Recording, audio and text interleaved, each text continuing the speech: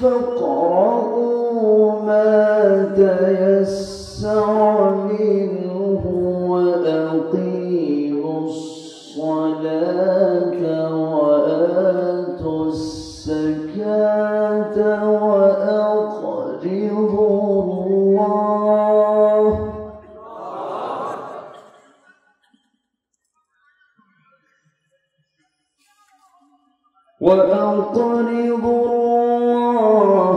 قرضا حسنا وما تقدموا لأنفسكم من خير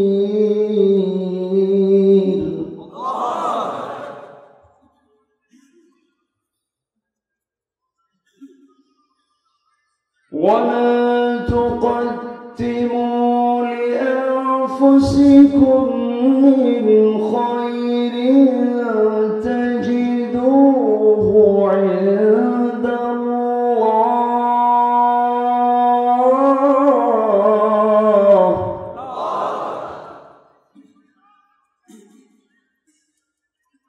تجدوه عند الله هو خيرا وأعظم أجرا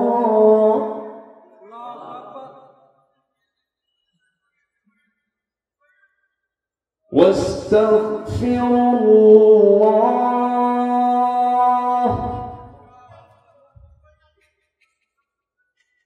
واستغفروا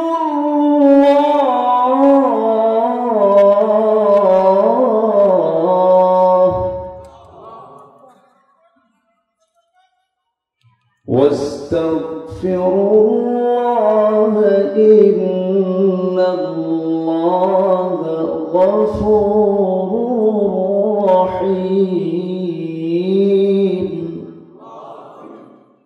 প্রাকৃতিক সৌন্দর্যে ভরপুর সামুদ্রিক অঞ্চল চট্টগ্রাম অঞ্চলের দ্বীপাঞ্চল কক্সবাজার জেলার কুতুবদিয়া উপজেলার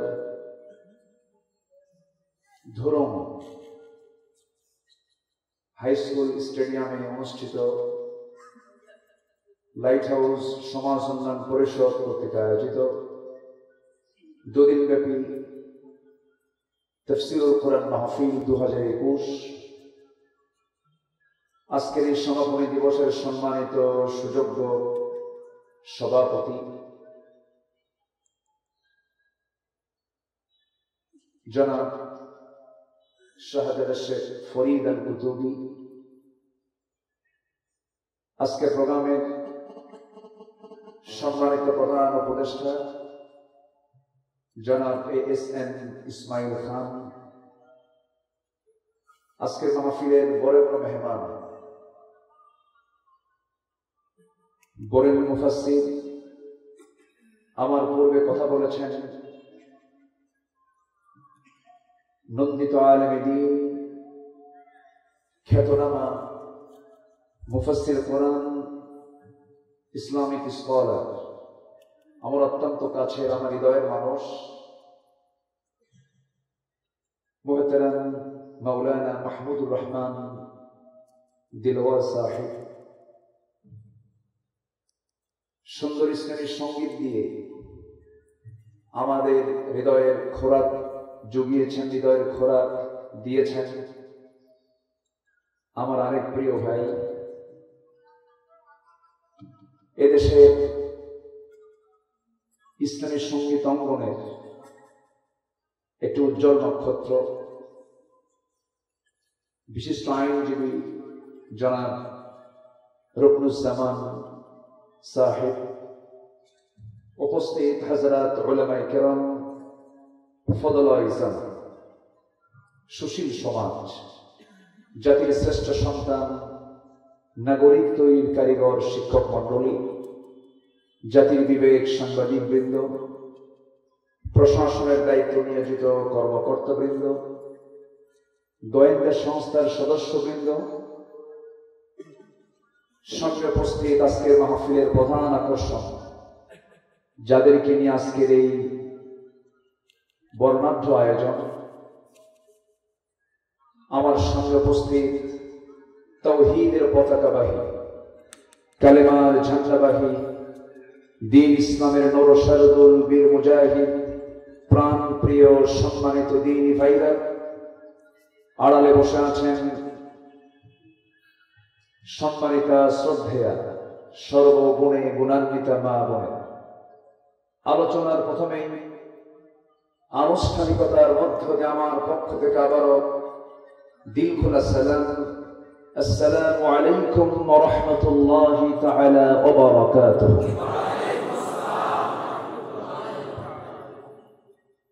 সালামের জবাব একটু ভিজা ভিজা মনে হলো। আসসালামু আলাইকুম ওয়া রাহমাতুল্লাহি ওয়া বারাকাতুহু। সবাই কেমন আছেন? ওনারা কেন আছেন? আমাকেও প্রশ্ন করেছে, আপনি ভালো, আমি কি খারাপ থাকবো? আল্লাহ আমাকেও ভালো রেখেছেন। শ্রেষ্ঠ নিয়ামত ভালোকে সাথে নিয়ে, সুস্থতাকে সাথে নিয়ে আমরা আসতে পেরেছি এমন একটি সুন্দর জান্নাতের টুকরায়, বসতে পেরেছি রহমতের জায়গায়। যিনি আমাকে আপনাকে সুযোগ করে দিলেন, সেই মহান জাল্লে শানুহুর দরবারে আমরা সবাই লাখ কোটি সুজুদ শুকর আদায় করছি, মুহাব্বাতান জোড়ালো কণ্ঠে বলে উঠছি আলহামদুলিল্লাহ। দেশের জন্য, সমাজের জন্য, জাতির জন্য যদি কেউ কাজ করতে যান, অবশ্যই ঘাত প্রতিঘাত, প্রতিকূলতা, বাধা আছে না নাই বলেন তো? আছে। বঙ্গবন্ধু শেখ মুজিবুর রহমান তার কন্যা প্রাইম মিনিস্টার মহোদয়, তিনি প্রায় প্রায় বলেন, আমার বাবাকে আমরা কাছে পাইনি, উনি বাইরে যতদিন তার চেয়ে ভিতরেই বেশি থাকতেন। তারপরে একজন মুমিন মুজাহিদ, মুসলিম মুজাহিদের রাত কাটবে হলো সিজদার ভিতরে, আর দিন কাটবে হলো ঘোড়ার পিঠে। এটাই তো আমাদের বসে থাকার কোন সুযোগ আছে? আজ তো বসে থাকার কোন সুযোগ আছে?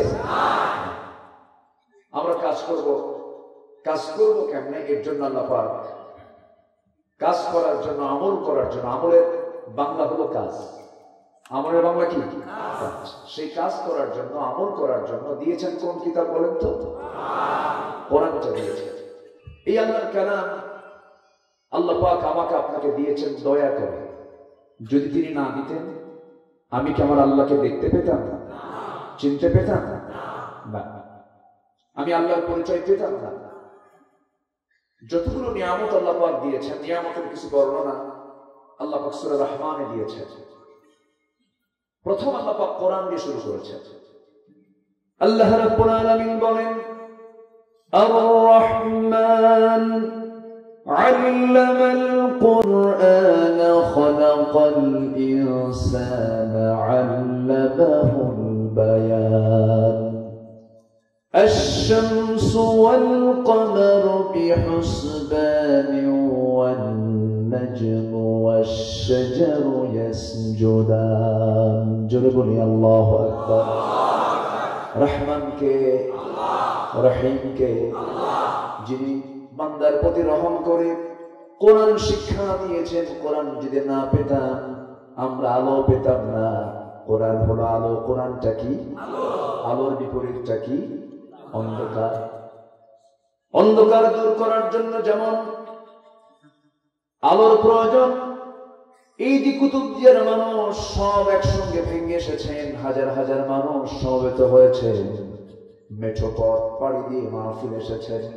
আবার যখন বাড়িতে ফিরে যাবেন, সবাই যখন বাড়িতে ফিরে যাব, অন্ধকার রাত, চলার জন্য একটা লাইট হলে খারাপ হয় না ভালো হয়? নিরাপদ হয়ে যায়। অন্ধকার রাতের অন্ধকার দূর করার জন্য যেমন আলোর প্রয়োজন, আল্লাহ রাব্বুল আলামিন এই জাগতিক জীবনে বান্দা চলতে গিয়ে যতগুলো অন্ধকার পাবে, সে অন্ধকার কিন্তু প্রচলিত অর্থে আলোর বিপরীত অন্ধকার, সে অন্ধকার কিন্তু সেই অন্ধকার নয়। অন্ধকার হলো ইসলামকে মাইনাস রেখে যা পৃথিবীতে আছে সব কিছু হলো অন্ধকার। ইসলাম একমাত্র আলো। আল ইসলামু নূরুন ওয়াল কুফরু যুলমুন। ইসলাম হলো আলো। ইসলাম ছাড়া যা পৃথিবীতে আছে সব হলো অন্ধকার। আল্লাহ রাব্বুল আলামিন বলছেন, বান্দারে এই পৃথিবীর সমস্ত অন্ধকারকে দূর করার জন্য তোমার একটা আলোর প্রয়োজন। সে আলোটা আমি কোরআন দিয়েছি। ইসলামকে বোঝার জন্য কোরআনটা পড়ো, সমস্ত অন্ধকার তোমার জীবন থেকে সাফ হয়ে যাবে। জোরে বলে সুবহানাল্লাহ। সব দূর হয়ে যাবে। আজকে আমাদেরকে এমন কিছু অপ্রীতিকর দৃশ্য আমাদেরকে দেখতে হচ্ছে, এমন কিছু অপ্রীতিকর ঘটনা আমাদেরকে শুনতে হচ্ছে,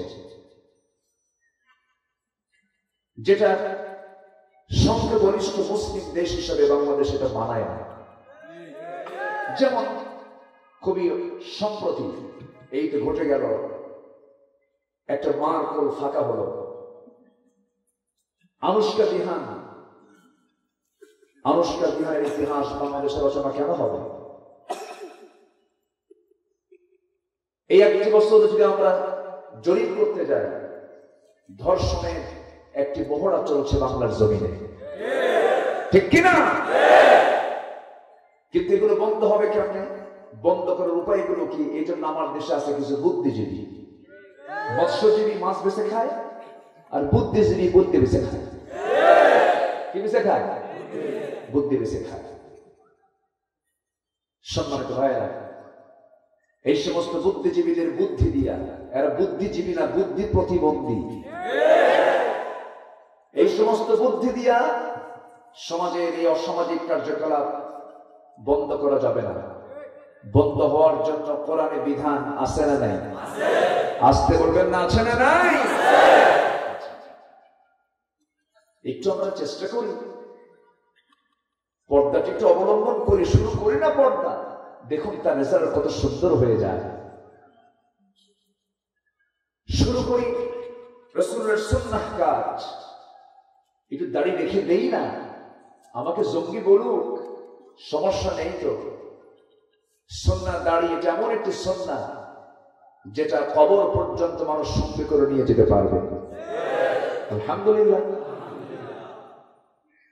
সুদের কারবার একটু বন্ধ করে দেই না, হয়তোবা আমার সাময়িক একটু কষ্ট হবে, কিন্তু হালালের ভিতরে একটু অমৃত স্বাদ আছে না নাই? আসতে বলবেন না, আছে না নাই? সম্মানিত বন্ধুগণ, একটু আমরা হোটেলে বসে, চা চক্রে বসে কোরআন হাদিসের একটু গল্প শোনাই না। খামাখা গীবত করে অন্যের গুনাহ নিজের আমলে নিয়ে আসার কি দরকার? আমরা একটু চেঞ্জ হব। জোরে বলি ইনশাআল্লাহ। জোরে বলি ইনশাআল্লাহ। চেঞ্জ হওয়ার জন্য কি দরকার? আসতে বলবেন না, কি দরকার? আমার বন্ধুগণ, আমার ভাইরা, আজকে আরো কিছু বিষয় লক্ষ্য করি, দেখলে পরে মনে হয় না যে এটা মুসলিম দেশের মুসলিমদের কালচার। আজকে কোথাও স্নেহ নাই, কোথাও শ্রদ্ধা নাই, কোথাও সম্মান নাই, মর্যাদা নাই। এমন জাতীয় পরিবেশ আমরা পাচ্ছি না। মসজিদে গিয়ে আরামে ইমামতি করতে পারেন না। ভার্সিটিতে গিয়ে ক্লাসে বসে শিক্ষক প্রফেসর নিজের মতো করে সুন্দর করে ক্লাস টিচ দিতে পারেন না। সমাজের কোন নেতা কর্মীদেরকে নিয়ে শান্ত মনে কোনো কথা বলতে পারেন না। একটা প্রশ্ন করি, মসজিদের ভিতরে ইমাম মুসল্লিকে ধমকায় না মুসল্লি ইমামকে ধমকায়? হ্যাঁ, মুসল্লি ইমামকে ধমকায়। এটা তো ভালো কাম, তাই না? আচ্ছা, শিক্ষাঙ্গনে চলে যান।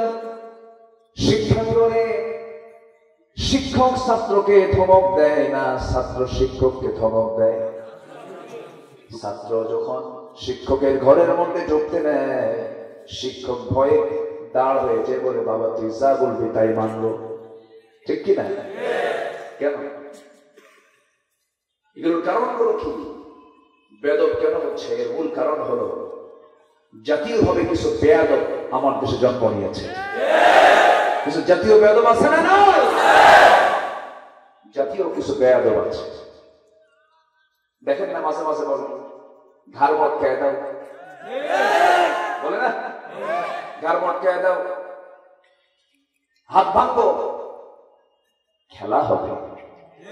হ্যাঁ বলে বলে, এগুলো বলে। আমরা খেলবো কেন? আমরা খেলবো না তো, তুমি তো মূর্খ।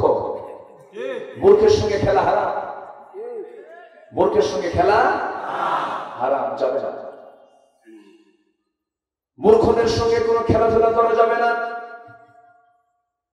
অপ্রয়োজনীয় কোনো কথা বলা যাবে না। আল্লাহ রাব্বুল আলামিন নিষেধ করে দিয়েছেন। মহান রাব্বুল আলামিন বলেন, وعباد الرحمن الذين يمشون على الأرض هونا وإذا خاطبهم الجاهلون قالوا سلاما والذين يبيتون لربهم سجدا وقياما والذين يقولون ربنا اصرف عنا عذاب جهنم إن عذابها كان غراما إنها ساءت مستقرا ومقاما جربنا الله أكبر রহমানের বান্দা যারা হবে, উচ্ছৃঙ্খল হবে না, রূঢ় আচরণ হবে না, বেয়াদব হবে না, হিংস্র চেহারা হবে না, তারা হবে বিনয়ী, তারা হবে হাস্যোজ্জ্বল, তারা হবে অত্যন্ত ভদ্র আচরণে। তারা যখন জাহেলদের মুখোমুখি হয়ে যাবে, মূর্খের সামনে যখন দাঁড়াবে, শুধু একটা সালাম দেবে, আমরা কেন খেলবো? আল্লাহ তো খেলতে মানাই করে দিয়েছেন, ঠিক কিনা? আমরা কেন খেলতে যাব? 50টি বছর চলে গেল, ক্ষমতার চেয়ারে তো আলেমরা বসে না। এত রাগ কেন আলেমদের উপরে? এত রাগ কেন? আলেমরা যদি চেয়ারে বসতে হয় তাহলে চুরি ডাকাতের একটা রিপোর্ট আসতো। ক্ষমতায় তোমরাই থাকছো, তোমরাই চুরি ডাকাতি করছো, ঠিক কিনা? চোরের হাত ভাঙতে হবে, ডাকাতের ঘাড় মটকা দিতে হবে। আমরা তো চুরি করে চান্স পাই, ঠিক কিনা? আমরা কি চান্স পাইছি? বঙ্গবন্ধুর একটা কথা আমি প্রায় বলি, মানুষ দেশ স্বাধীন করে পায় তেলের খনি, গ্যাসের খনি, স্বর্ণের খনি, আর আমি পাইলাম চোরের খনি। আমার ডানে বামে সব শেষ। উনি এমনি বলেননি, উনি দেখেছেন সামনে অন্ধকার, সেজন্য এই জাতীয় কথা তিনি বলেছেন। সে অন্ধকার আজও দূর হয়নি, সে অন্ধকার আজও দূর হয়েছে? দূর হয়নি। আনুষ্কার জন্য আনুষ্কার মা বিচার চাচ্ছেন, ভালো কথা। হয়তো দিহানের বিরুদ্ধে তার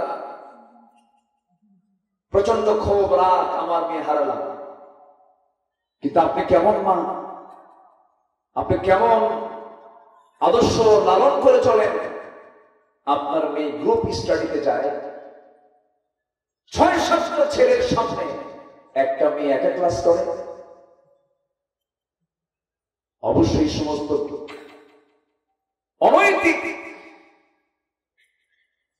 প্রগতির ধ্বজাধরী আদর্শের পরিপন্থী সমস্ত মাদের শাসন করা দরকার, ঠিক কিনা? একটা আদর্শ মা যদি হয়, এটা আদর্শ পরিবার গড়ে ওঠে। একটা আদর্শ মা যদি হয়, সন্তান একটা আদর্শ নাগরিক হিসেবে গড়ে ওঠে। সম্মানিত ভাইয়েরা, অনেক কথা আছে, আস্তে আস্তে করে বলবো। আমাদের তো কথা বলতে গেলে খুব চিন্তা ভাবনা করে কথা বলতে হয়। আমাদের পেছনে ডানে বামে সবসময় লেগে থাকে, দেখি তো কোন জায়গায় কোন ভুলটা খুঁজে পাওয়া যায়, লেগে থাকে। লাভ নাই, হক কথা বলবোই, হক কথা বলতে হবে। যদি না বলতাম তাহলে বলতাম না, মরি যখন যাব, খামাখা হকটাকে আড়াল করার দরকার কি? বুক দেব, পিঠ দেব না, জান দেব, বাতিল শক্তির কাছে মাথা নত করবো না। আমরা রাজি আছেন? হাত উঁচু করে রাখা।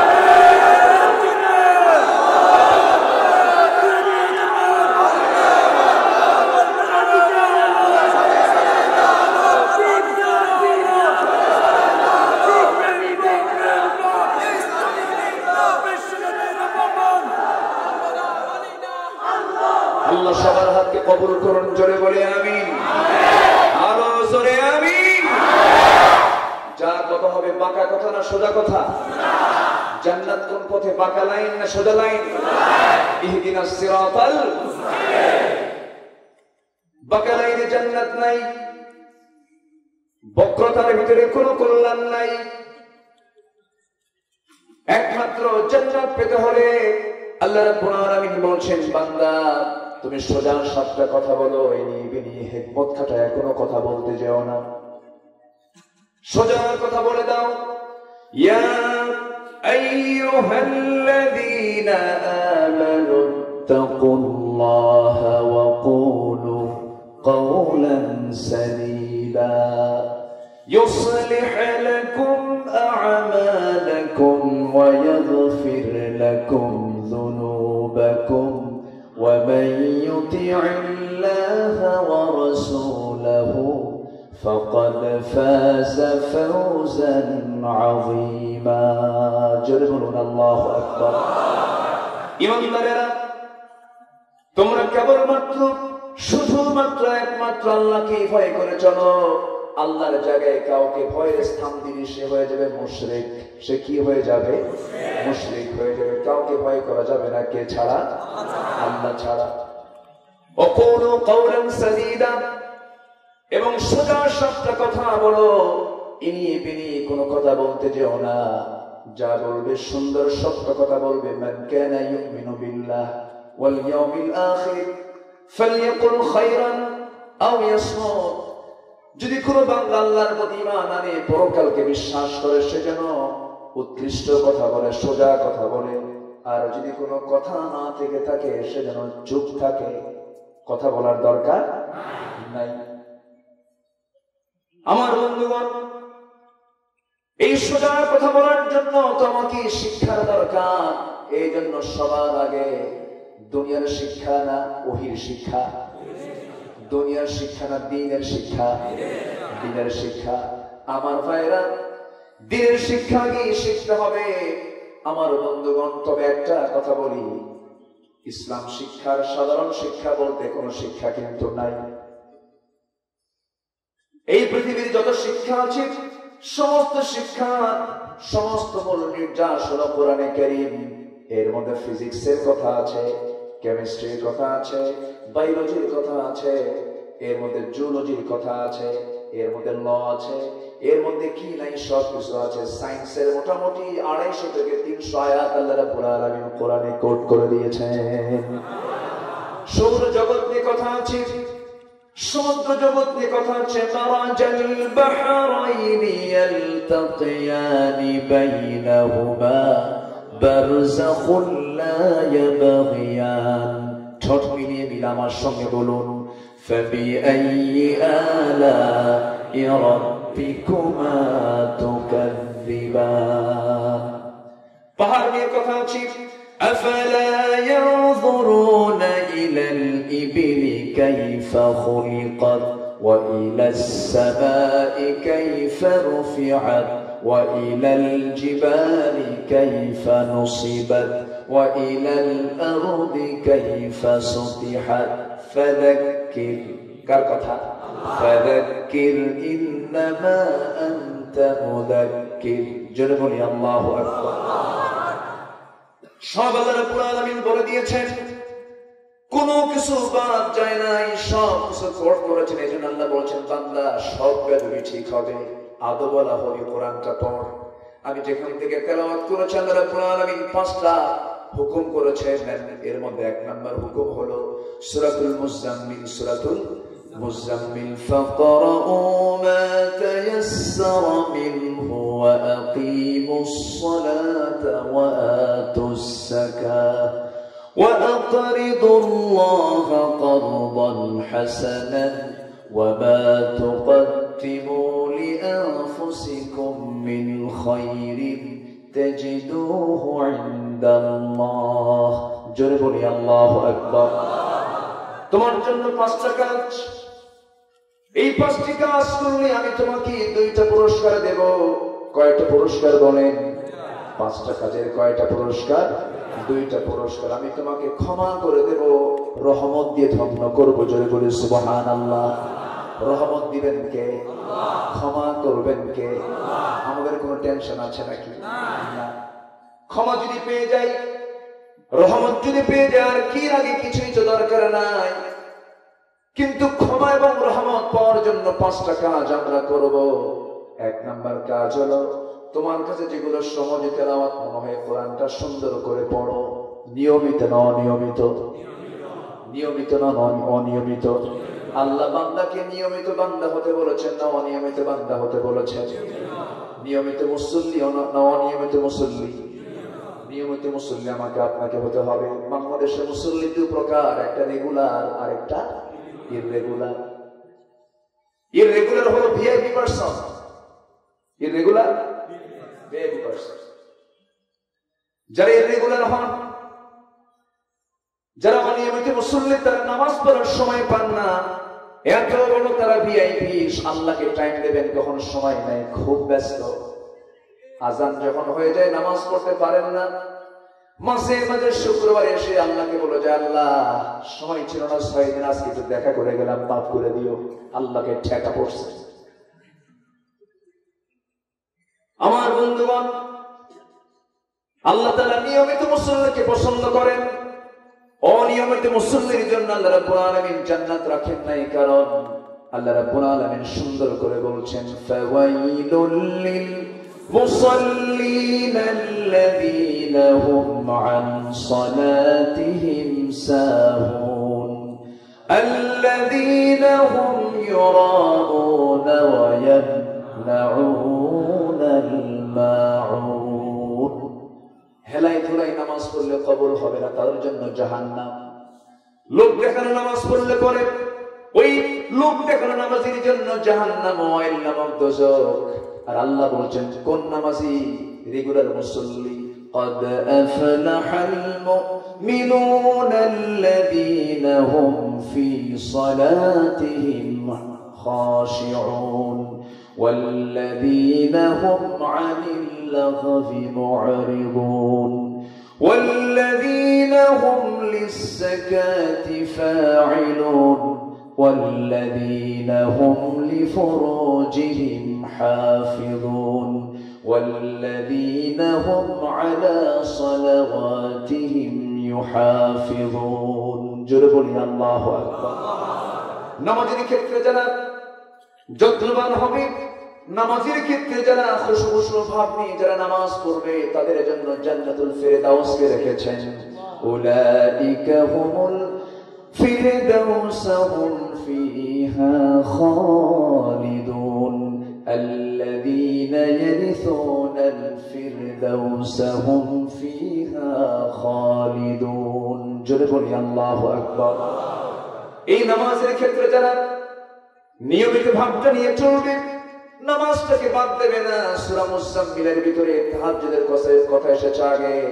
আল্লাহ রাব্বুল আলামিন রাসূলকে শুধু 5 ওয়াক্ত নয় তাহাজ্জুদটা পড়তে বলেছেন, কিন্তু তার উম্মতে মুহাম্মাদি রাসূল তাহাজ্জুদটা বাদ দেন না। আর তার উম্মতগুলো 5 ওয়াক্ত নামাজের সময় পায় না।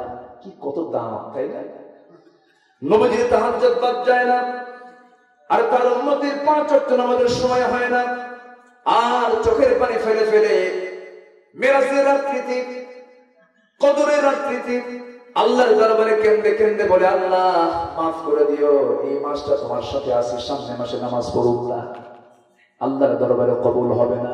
আমার বন্ধুগণ, আমার ভাইরা, আল্লাহ রাব্বুল আলামিন রাসূলকে অর্ডার দিচ্ছেন, হে রাসূল আপনি কি করবেন? ইয়া আইয়ুহাল মুসাম্মিলু কুমিল লাইলা ইল্লা কালিলা নিসফাহু আও ইনকুস মিনহু কালিলান আও জিদ আলাইহি ওয়া রাত্তিলিল কুরআনা তারতিলা। জোরে বলুন আল্লাহু আকবার। রাতের একটা অংশ আপনি দাঁড়িয়ে যাবেন,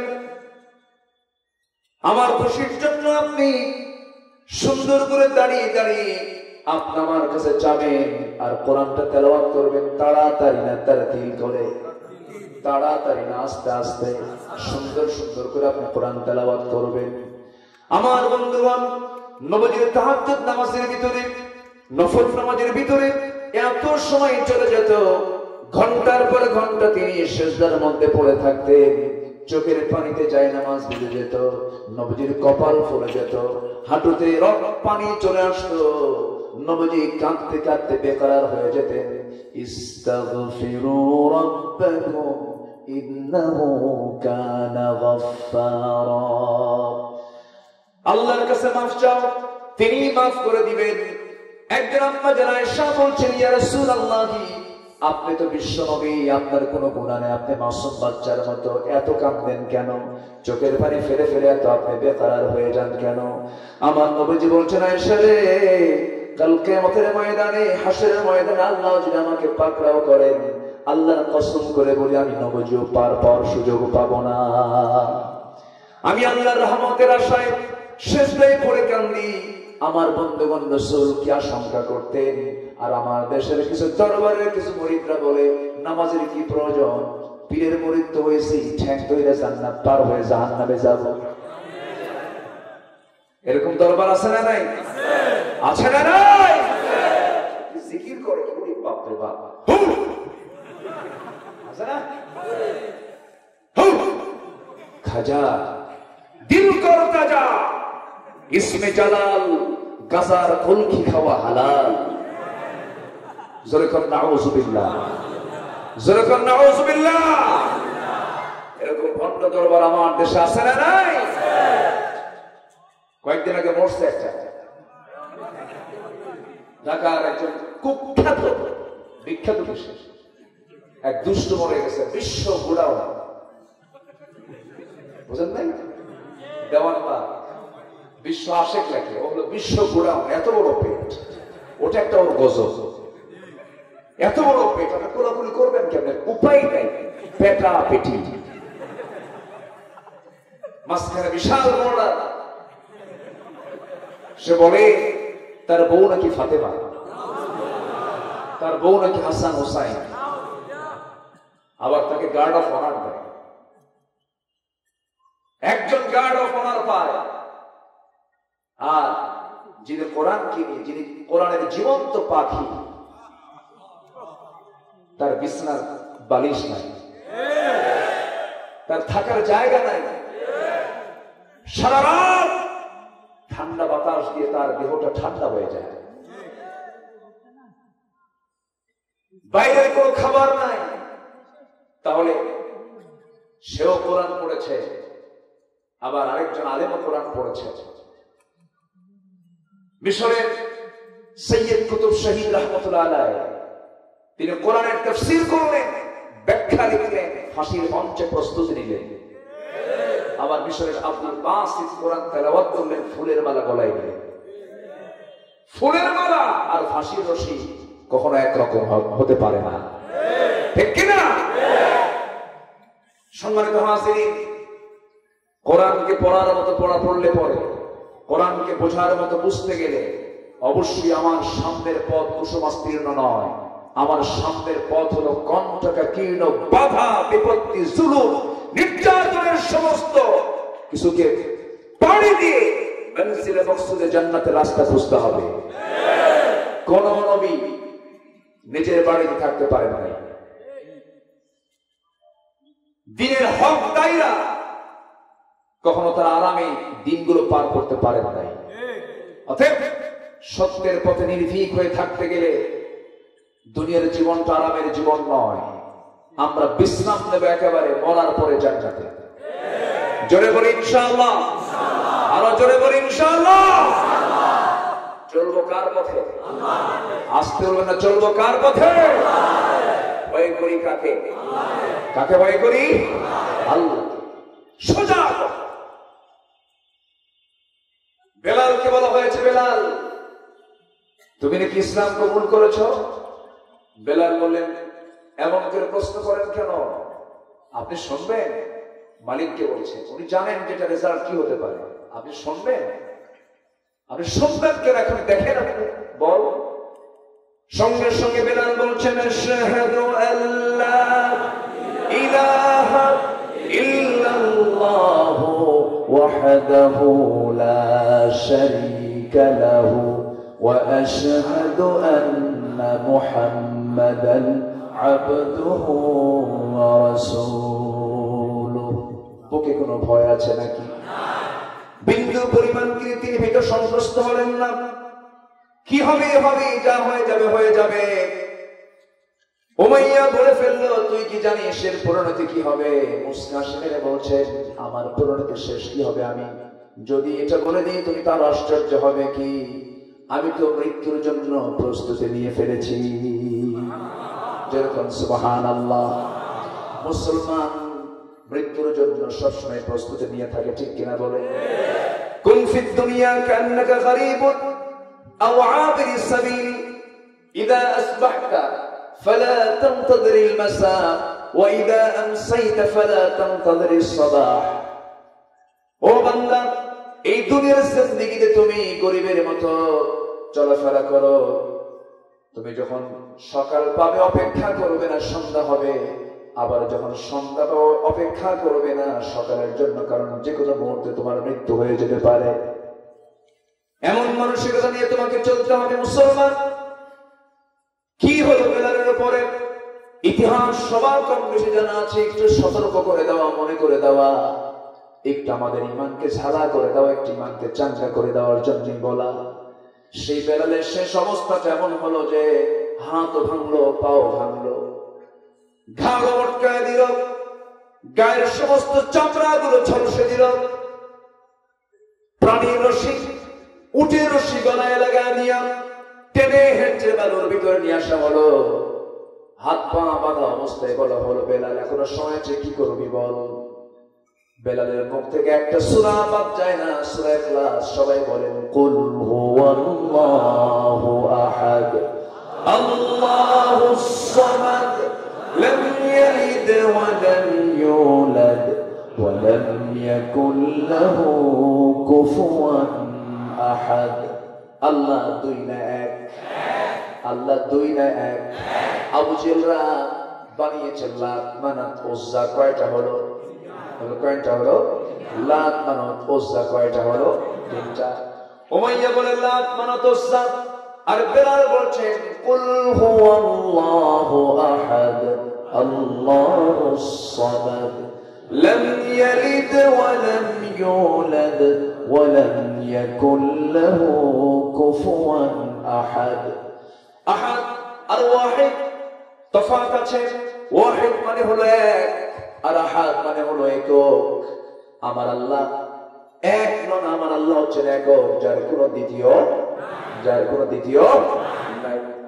এই কথা শোনা মাত্রই উমাইয়া বুকের উপরে বসে বেলালের বুকের ভিতরে হাত ঢুকায়া দিয়া, বাম হাত ঢুকায়া দিয়া জিহ্বা টান মেরে জিহ্বা বাইরে বের করে এনে বাবলা গাছের শক্ত কাঁটাটা জিহ্বার মধ্যে ঢুকায়া দিল।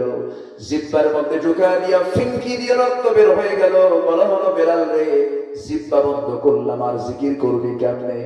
বেলাল মুখটা উঁচু করে বলে, উমাইয়া রে, জীবনের শেষ নিঃশ্বাস থাকা পর্যন্ত আল্লাহর জিকির বন্ধ করতে পারবি না, কারণ আমার আল্লাহর নাম অতি যত্নে আমার রূহের মধ্যে, কলবের মধ্যে স্থান করে দিয়েছি। জোরে বলি সুবহানাল্লাহ, আরো জোরে সুবহানাল্লাহ। ঈমান টানা সহজ, ঈমান টিকে রাখা কঠিন। ফাস্তাকিম কামা উমিরতা।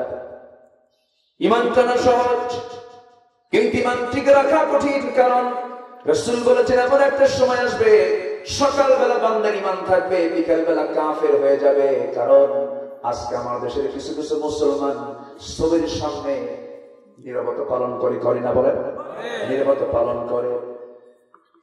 আজকে আমার দেশের মুসলমান পুষ্পস্তবক অর্পণ করে। আজকে আমার দেশের মুসলমান পশ্চিমা সংস্কৃতি কি প্রাধান্য দিতে গিয়ে ঈমানটা হারাতে বসেছে। এমন একটা সময় আসবে বান্দার সকালে ঈমান থাকবে, বিকেল বেলা বান্দা কাফির হয়ে যাবে, বলেছেন মুহাম্মদ সাল্লাল্লাহু আলাইহি ওয়াসাল্লাম। এজন্য আল্লাহ বলেছেন, শোনো, ঈমান শুধু আনলেই হবে না, টিকে থাকতে হবে। ইন্নাল্লাযীনা ক্বালু ربنا الله ثم استقاموا تتنزل عليهم الملائكة ألا تخافوا ولا تحزنوا وأبشروا بالجنة التي كنتم توعدون جربوا الله أكبر ইমান যারা আনবে ইমানের উপরে যারা টিকে থাকবে তাদের জন্য জান্নাতের ওয়াদা করেছেন আল্লাহ তাআলা টিকে থাকাই সবচেয়ে বড় বিষয় আমার বন্ধুগণ জান্নাত পেতে হলে টিকে থাকার দরকার আছে না নাই ঝরে পড়া যাবে না মুনাফিকের কাতারে নাম দেওয়া যাবে না কুফর অবলম্বন করা যাবে না শিরকের ধারে পাশে যাওয়া যাবে না ওয়াল্লাযীনা আমানু ওয়া লাম ইয়ালবিসু ঈমানাহুম বিযুলমিন উলাইকা লাহুমুল আমনু ওয়া হুম মুহতাদুন জোরে বলি আল্লাহু আকবার ঈমান যারা আনবে এবং যারা জীবনটাকে শিরকের চাদরে আবৃত না করে তাওহীদের চেতনা লালন করে যে বান্দা চলবে আল্লাহ বলছেন সেটাই তো নিরাপদ বান্দা সেটাই তো হেদায়েত প্রাপ্ত বান্দা সেই বান্দাকে আমি আল্লাহ জান্নাত দিয়ে দেব কিন্তু আজকে শিরকের গন্ধ আমার দেশে আসে না নাই আসতে বলবেন না ছেড়ে নাই সবচেয়ে বড় মুশরিক তো সেই বান্দা যে বান্দা আল্লাহর আইনকে নিচে রেখে দুনিয়ার আইনকে বুলন্দ করতে চায় আসে না নাই আল্লাহর আইন তোমার পছন্দ হয় না মানুষের আইন তোমার পছন্দ হয় আমার বন্ধুগণ আমার ভাইরা একটু কান লাগান মনোযোগ দিয়ে শোনার চেষ্টা করুন দীর্ঘ 2 বছর পর এসেছি আপনাদের চাঁদ পাকা চেহারাগুলো দেখার সুযোগ আল্লাহ পাক আমাকে করে দিয়েছেন এর চেয়ে বড় নিয়ামত আর কি হতে পারে লক্ষ লক্ষ মানুষের প্রাণ চলে গেল করোনার এই সময় ওই চলে গেল যমুনা গ্রুপের চেয়ারম্যান এসআরএম গ্রুপের চেয়ারম্যান আকিজ গ্রুপের চেয়ারম্যান কত হাজার হাজার কোটি টাকার মালিক মরে যাচ্ছে মরার পূর্বে ডাক্তারকে বলে ডাক্তার দুনিয়ার সমস্ত সম্পদ আমার অর্জন করেছি সব তোমার অ্যাকাউন্টে জমা দেবে একটু সুস্থ করার চেষ্টা করো আমার ভাইরা আমরা আজকে সুস্থ আছি এর চেয়ে বড় নিয়ামত আর কি হতে পারে বলি আলহামদুলিল্লাহ আরো জোরে আলহামদুলিল্লাহ ধন সম্পদ তো বড় রিজিক নয় ধন সম্পদ তো বড় রিজিক নয় ধন সম্পদ বিশাল থেকে গেল কিন্তু ক্যান্সার হয়েছে কোনো লাভ হলো না ধন সম্পদ বিশাল হয়ে গেল ওটার চরিত্রহীন লাভ হলো না ধন সম্পদ বিশাল হয়ে গেল কিন্তু সন্তানটা দিহানের মতো হলো না ঠিক কি না ধন সম্পদ বিশাল হলো কিন্তু আল্লাহকে সন্তুষ্ট করতে পারলাম না হলো না এই জন্য আমার ভাইরা রিজিক পেতে হবে রিজিক চাইতে হবে কার কাছে আসতে বলবেন না কার কাছে আল্লাহর কাছে রিজিক চাইতে হবে আর সেই সম্মানজনক রিজিক পাওয়ার জন্য সন্ধান করতে হবে কার সন্তুষ্টি আর সেই সন্তুষ্টির জন্য 5 নম্বরের 1 নম্বর কাজ হলো কোরআনটা আমরা পড়বো নিয়মিত না অনিয়মিত বুঝে না না বুঝে জেনে না না জেনে বলেন জেনে না না জেনে জেনে বুঝে নিয়মিত পড়তে হবে দর্শ দিতে হবে বাড়িতে বাড়িতে সন্তানকে বলতে হবে বাবা সকালে ঘুম থেকে উঠে নামাজটা পড়েছো কোরআনের কয়টা আয়াত পড়েছো হাদিস কয়টা পড়েছো এই প্রশ্ন আগে করতে হবে সন্তানকে দিনদার বানাতে হবে সন্তানের সিনার ভিতরে 30 পারা কোরআন তুলে দেব আল্লাহর কসম সেই সন্তান আপনার কোনোদিন অবাধ্য হতে পারে না আমার ভাইরা দেখবেন অনেক বুড়ো চাচা কোরআন পড়ে না কোরআন পড়তে পারে না যখন বলা হয় বুড়ো চাচা আপনার বয়স তো 60 বছর হয়ে গেছে 60 বছরের পরেও যদি কেউ না ভালো হয় তার চেয়ে পড়া কবলার কি হতে পারে রাসূল এই কথা বলেছেন ও চাচা আপনি কোরআনটা পড়েন না কেন বলে বাবা খুব কঠিন যে বান্দা বলবে কোরআনটা কঠিন সে আল্লাহর বিরুদ্ধে কথা বলে ফেলেছে আল্লাহ বলেছেন কোরআন কঠিন না সহজ বলেন কোরআন কঠিন না সহজ তাহলে কুফরি কথা হয়ে গেল কোরআন কখনো কঠিন ছিল না কোরআন সবচেয়ে সহজ আল্লাহ নিজেই বলেছেন কোরআনটা সহজ করে চলা পদে ইয়াসসারনাল কুরআন লিযিকরি ফাহাল মিন মুদ্দাকির খুব সহজ করে দিয়েছে কোরআনটাকে কিন্তু বুড়ো চাচা কোরআন পড়তে পারেন না কিন্তু বুড়ো চাচাকে যখন বলা হয় চাচা ওই যে কুতুবদিয়ার মোড়ে মূল একটা জায়গা আছে ওই জায়গার দাগ নাম্বার কত 93 আছে না নাই বলেন দাগ নাম্বার বলতে পারেন অমুক জমির দাগ নাম্বার কত বলতে পারেন, একটা একটা করে দাগ নাম্বার বলতে পারেন, লিখতে পারেন না, কিন্তু দাগ নাম্বার ঠিকই মুখস্থ। জমির সমস্ত কাগজপত্র নিয়ে জজ কোর্টের সামনে সারাদিন থাকে, আর উকিলকে বলে, ও উকিল, যেমন করে হোক আমার জায়গার ডিগ্রি তোমাকে দিতেই হবে। এত বোঝা বোঝে, কিন্তু চাচা কোরআন বোঝে না। আছে না নয়? শিখত সবার আগে, জোরে বলি ইনশাআল্লাহ, আর জোরে বলি ইনশাআল্লাহ। এমন সাহাবী ছিলেন 60 বছর বয়সে ইসলাম কবুল করেছেন, 50 ইসলাম কবুল করেছেন, মৃত্যুর পূর্ব মুহূর্ত পর্যন্ত তাওহীদ নিয়ে রিসার্চ করেছেন, আল্লাহকে চেনার চেষ্টা করেছেন। আমরা চেষ্টা করব, জোরে বলি ইনশাআল্লাহ। 1 নম্বর কাজ আমরা শিখলাম, সামনে আসে এখন 2 নম্বর কাজ। কি কষ্ট পাচ্ছেন নাকি আপনারা? সময়টাকে আমরা কাজে লাগাবো, জোরে বলি ইনশাআল্লাহ। কয়দিন বাঁচবো জানি না আমরা, তবে মরবো তো নাকি? মৃত্যুর আগ পর্যন্ত একটা সেকেন্ড যেন নষ্ট না হয়। সময়টাকে আমরা কাজে লাগিয়ে ফেলবো, সময়কে আমরা দাম দেব, কারণ অবসরের গুরুত্বটা যখন মানুষ ব্যস্ত হয়ে যায় তখন সে বোঝে। আবার আমরা এখন সুস্থ আছি, হসপিটালে গেলে বোঝা যায় সুস্থতার কি গুরুত্ব। আমরা স্বাধীন আছি, জেলখানায় ঢুকলে বোঝা যায় স্বাধীনতা কি জিনিস। আবার আমরা একদিন মরে যাব, মরার পরে কবরে যখন যাব তখন বুঝবো যে আসলে দুনিয়াটা মূল্যহীন, আমাকে এই জায়গায় কিছু আমল নামা নিয়ে আসা দরকার ছিল। কিন্তু সেই দিনকে ওই কথা বলে আর কোনো লাভ হবে না, আমাকে সময়টা কাজে লাগাতে হবে। কাজে লাগাতে বলছেন কে? লিয়াবলুয়াকুম আইয়ুকুম আহসানু আমালা। ভালো ভালো কাজ তুমি করো, খারাপ কাজের দিকে তুমি যেও না। আমার বন্ধুগণ, আমার ভাইরা, ভালো হওয়ার জন্য বেশি সময় লাগে না। একজন সাহাবী ইসলাম পেয়েছেন মাত্র 5 বছর। কয় বছর? 5 বছর। ইসলাম কবুল করেছেন 32 বছরে। কত বছরে? 32 বছর। তিনি আনসারী সাহাবী ছিলেন। আমার নবীজি মক্কা থেকে হিজরত করে চলে গেলেন কোথায়? বলেন বলেন। মদিনায় চলে গেলেন। মদিনায় যাওয়ার সঙ্গে সঙ্গে সেই সাহাবী ইসলাম কবুল করে নিলেন। ইসলাম যখন কবুল করলেন এমন দামি হয়ে গেলেন, এত দামি সাহাবী হয়ে গেলেন, সাদ বিন মুআজ রাদিয়াল্লাহু তাআলা আনহু যার নাম, তিনি বদরে অংশগ্রহণ করেছেন, উহুদে অংশগ্রহণ করেছেন। শুধু অংশগ্রহণই করেননি, আমার নবীজির দেহ রক্ষী হিসাবে কাজ করেছেন সাদ বিন মুআজ রাদিয়াল্লাহু তাআলা আনহু। জোরে বলি সুবহানাল্লাহ। তিনি মাত্র 5 বছর জীবিত ছিলেন। যখন তিনি মারা যান, আমার রাসূলকে দেখে বললেন, সাহাবীরা, আমার সাদ মরে যাওয়ার সঙ্গে সঙ্গে ইহতাজ্জাল আরশ, আমার আল্লাহ তাআলার আরশ পর্যন্ত কেঁপে উঠেছে। জোরে বলেন সুবহানাল্লাহ। কি গুণ তিনি অর্জন করেছেন! মাত্র 5 বছরে ইসলামটাকে তিনি কি সুন্দর করে বরণ করে নিয়েছেন, গ্রহণ করে নিয়েছেন। ক্রিটিক্যাল টাইমের সমস্ত যুদ্ধে তিনি অংশগ্রহণ করেছেন।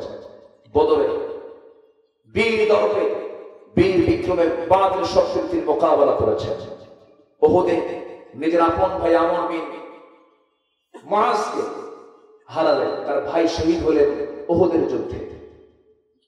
এই সাদ বিন মুআজ রাদিয়াল্লাহু তাআলা আনহু খন্দকের পরীক্ষা খননের সময় তিনিও সেই যুদ্ধে অংশগ্রহণ করেছিলেন।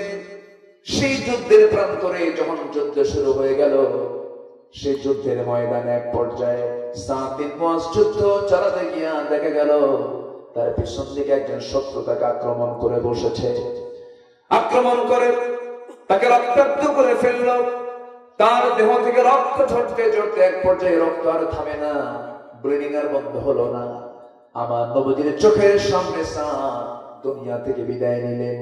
আমার নবীজি বলেন, ও সাহাবীরা, আমার সাদ এই খন্দকের পরীক্ষা করণের যুদ্ধে এই যে আমার সাদ দুনিয়া থেকে বিদায় নিয়েছে, আল্লাহ তার শাহাদতকে এত সুন্দর করে কবুল করে নিয়েছেন যে তার মৃত্যুতে আরশ পর্যন্ত কেঁপে উঠেছে। জোরে বলি সুবহানাল্লাহ। ভালো হওয়ার জন্য বেশি সময় লাগে না, মাত্র 5 বছরের ব্যবধানে কি সম্মান, কি মর্যাদা তিনি অর্জন করে ফেললেন, জান্নাতের মেহমান হয়ে গেলেন। আমার ভাইরা, সেই জন্য আমরা সময়টাকে কাজে লাগাবো। পাপকে মনে করবো এটা পাপ, পাপ একজন ইমানদার কখনো ইচ্ছা করে, সংকল্প করে, প্ল্যান করে একজন ইমানদার কখনো পাপ কাজ করতে পারে, পাপ কাজ করতে পারে পারে না। আমার ভাইরা, এক সাহাবীর কথা মনে হয়ে গেল। নবীজি আমার সাহাবে কিরামকে নিয়ে জিহাদের ময়দানে রওনা দিচ্ছিলেন। একজন সাহাবী বলছেন, ইয়া রাসূলুল্লাহ, আপনার সঙ্গে যে আমি যুদ্ধে যাব, আমার বাড়িতে কেউ নাই, আমার পরিবারে তেমন কোনো দেখার জন্য লোক নাই, আমি কেমনে যাই? রাসূল বলেন, সাহাবী চিন্তা করুন, আমি ব্যবস্থা করছি। একজন সাহাবীকে দায়িত্ব দিয়ে বলেন, সাহাবী, এই বাড়িওয়ালা আমার সঙ্গে যুদ্ধে যাবে, এই বাড়ির কেয়ারটেকারের দায়িত্ব আমি তোমাকে দিয়ে দিলাম, তুমি এটা লক্ষ্য করবা। একজন সাহাবীকে দায়িত্ব দিয়া ওই সাহাবীকে বাড়িওয়ালাকে সঙ্গী করে রাসূল জিহাদের প্রান্তরে চলে গেলেন। দায়িত্বপ্রাপ্ত সাহাবীর নাম হলো সালাবা রাদিয়াল্লাহু তাআলা আনহু। সেই সালাবা কি করলেন? ওই বাড়ির দায়িত্ব পালন করতে করতে একদিন দেখা গেল তার চোখের সামনে ওই বাড়িওয়ালার স্ত্রী, ওই মুজাহিদের স্ত্রী তার সামনে বের হয়েছেন। দুটো বর্ণনা, একটা বর্ণনা এসেছে সালাবার সামনে যখন ওই মহিলা পরনারী যখন তার সামনে হাজির হয়েছে, চট করে তিনি ভুল ক্রমে তার বাম হাতটা চেপে ধরেছেন। বাম হাত চেপে ধরার সঙ্গে সঙ্গে নারী বলছো, ও যুবক, তুমি যে আমার হাতটা চেপে ধরেছো, আমি তোমাকে সতর্ক করে দিচ্ছি, তুমি কি ভুলে গেছো তুমি একজন পরপুরুষ, আমি একজন পরনারী, তুমি কিন্তু বিশ্ব নবীর সাহাবী, রাসূলুল্লাহর সাহাবী, তুমি সতর্ক হয়ে যাও। চট করে এই কথা শোনার সঙ্গে সঙ্গে ওই সাহাবী হাতটা সরায় নিলেন, কিন্তু চোখের পানি বন্ধ হলো না, চোখের পানি আর নতুন করে পড়া শুরু হয়ে গেল। কেন? এত অনুশোচনা, এত তার মধ্যে একটা টেনশন তার মধ্যে কাজ শুরু করে দিল, বিশাল একটা হতাশার মধ্যে কাজ করে দিল। সেই সালাবা করলেন কি, ওই বাড়িটা ছেড়ে দিলেন, ওই বাড়িটা ছেড়ে দিয়া চললেন, যেদিকে চোখ চলে যায় সেই দিকে রওনা করলেন। রওনা করে একটা পাহাড়িয়া গর্তের মধ্যে তিনি আশ্রয় নিলেন। খাওয়া বন্ধ, ঘুম বন্ধ, সর্বক্ষণ রুকু সিজদার মধ্যে থেকে থেকে চোখের পানি ফেলতে ফেলতে কাঠখড়ি হয়ে গেলেন। 40টা দিন পার হয়ে গেল।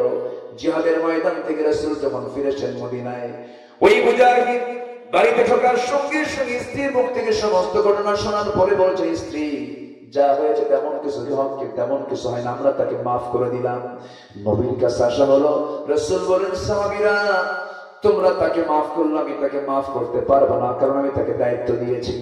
এইদিকে সালাবার কানে সংবাদটা চলে গেল, তিনি কান্নায় ভেঙে পড়ছেন, কাঁদতে কাঁদতে বেকার হয়ে যাচ্ছেন। এক পর্যায়ে দেখে গেল দুনিয়ার কোন আদালত তাকে না মাফ করলে তওবার কারণে, চোখের পানি ফেলার কারণে, সিজদার কারণে আল্লাহ সালাবাকে তার নিজ দরবার থেকে মাফ করে দিয়েছে। আস্তে বলি সুবহানাল্লাহ। মাফের জায়গা এক জায়গায় তিনি কে? আমরা মাফ চাবো কার কাছে? গুনাহ করবে বান্দা, মাফ করবেন। গুনাহ করবে বান্দা, মাফ করবেন। আল্লাহ আমাদের গুনাহ আছে না নাই? আস্তে বলবেন না, আছে না নাই? গুনাহ নাই কার? ফেরেশতা। গুনাহ নাই কার? তার গুনাহ হবে কেমনে? কারণ ফেরেশতার তো গুনাহ করার যোগ্যতাই নেই। আমাদের গুনাহ করার যোগ্যতা থাকার পরেও আমাদের সম্মান ফেরেশতার চাইতে কম না বেশি? বলেন। তাহলে আমরা গুনাহগার হওয়ার পরেও ফেরেশতার চাইতে আমাদের দাম কেন বেশি হলো?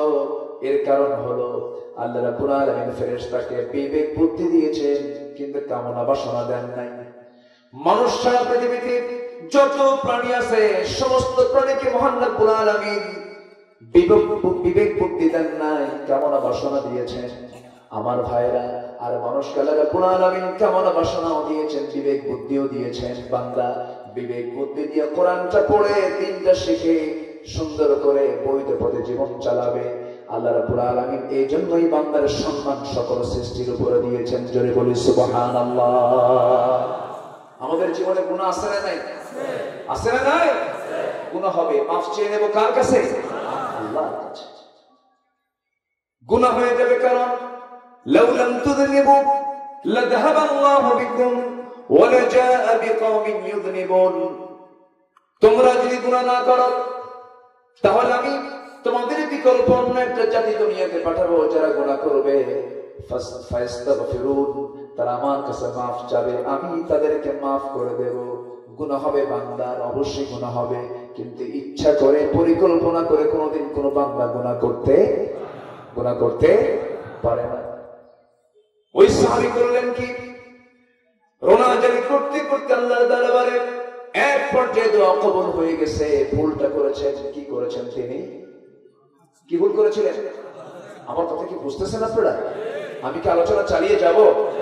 জোরে বলি ইনশাআল্লাহ। শুধু একটা অপরাধ তিনি করেছেন, একজন পরনারীর হাত তিনি চেপে ধরেছেন। আরেকটা বর্ণনায় আসছে, ওই নারী যখন গোসল করছিলেন, গোসলের দৃশ্য তিনি দেখছিলেন, সেই সময় তাকে সতর্ক করে দেওয়া হলো। আমার ভাইরা, শুধুমাত্র এতটুকু অপরাধ করার কারণে আল্লাহ রাব্বুল আলামিন তাকে কোন একটা মুসিবতের মধ্যে ফেলে দিলেন, কি বিপদে তিনি পড়ে গেলেন।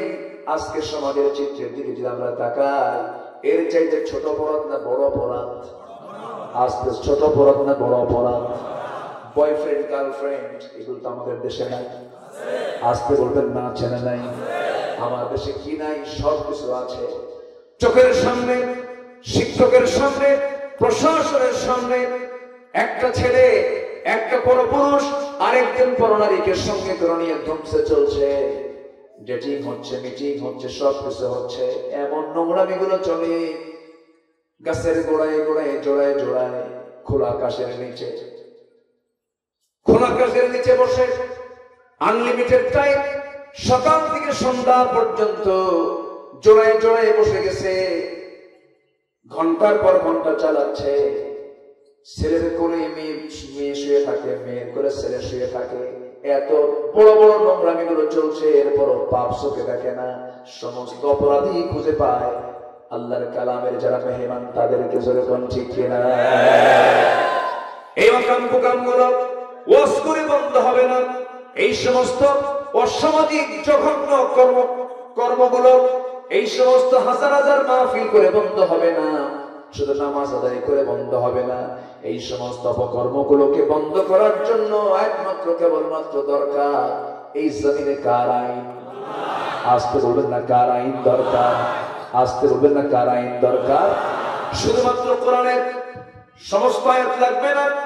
এই কোরআনের ভিতরে মাত্র একটা আয়াত যদি সমাজে চালু হয়ে যায়, আই ক্যান চ্যালেঞ্জ, শুধুমাত্র একটা আয়াত যদি চালু হয়ে যায়, সমাজের সমস্ত নোংরামি বন্ধ হয়ে যাবে, দুর্নীতি বন্ধ হয়ে যাবে, ক্রাইম বন্ধ হবে।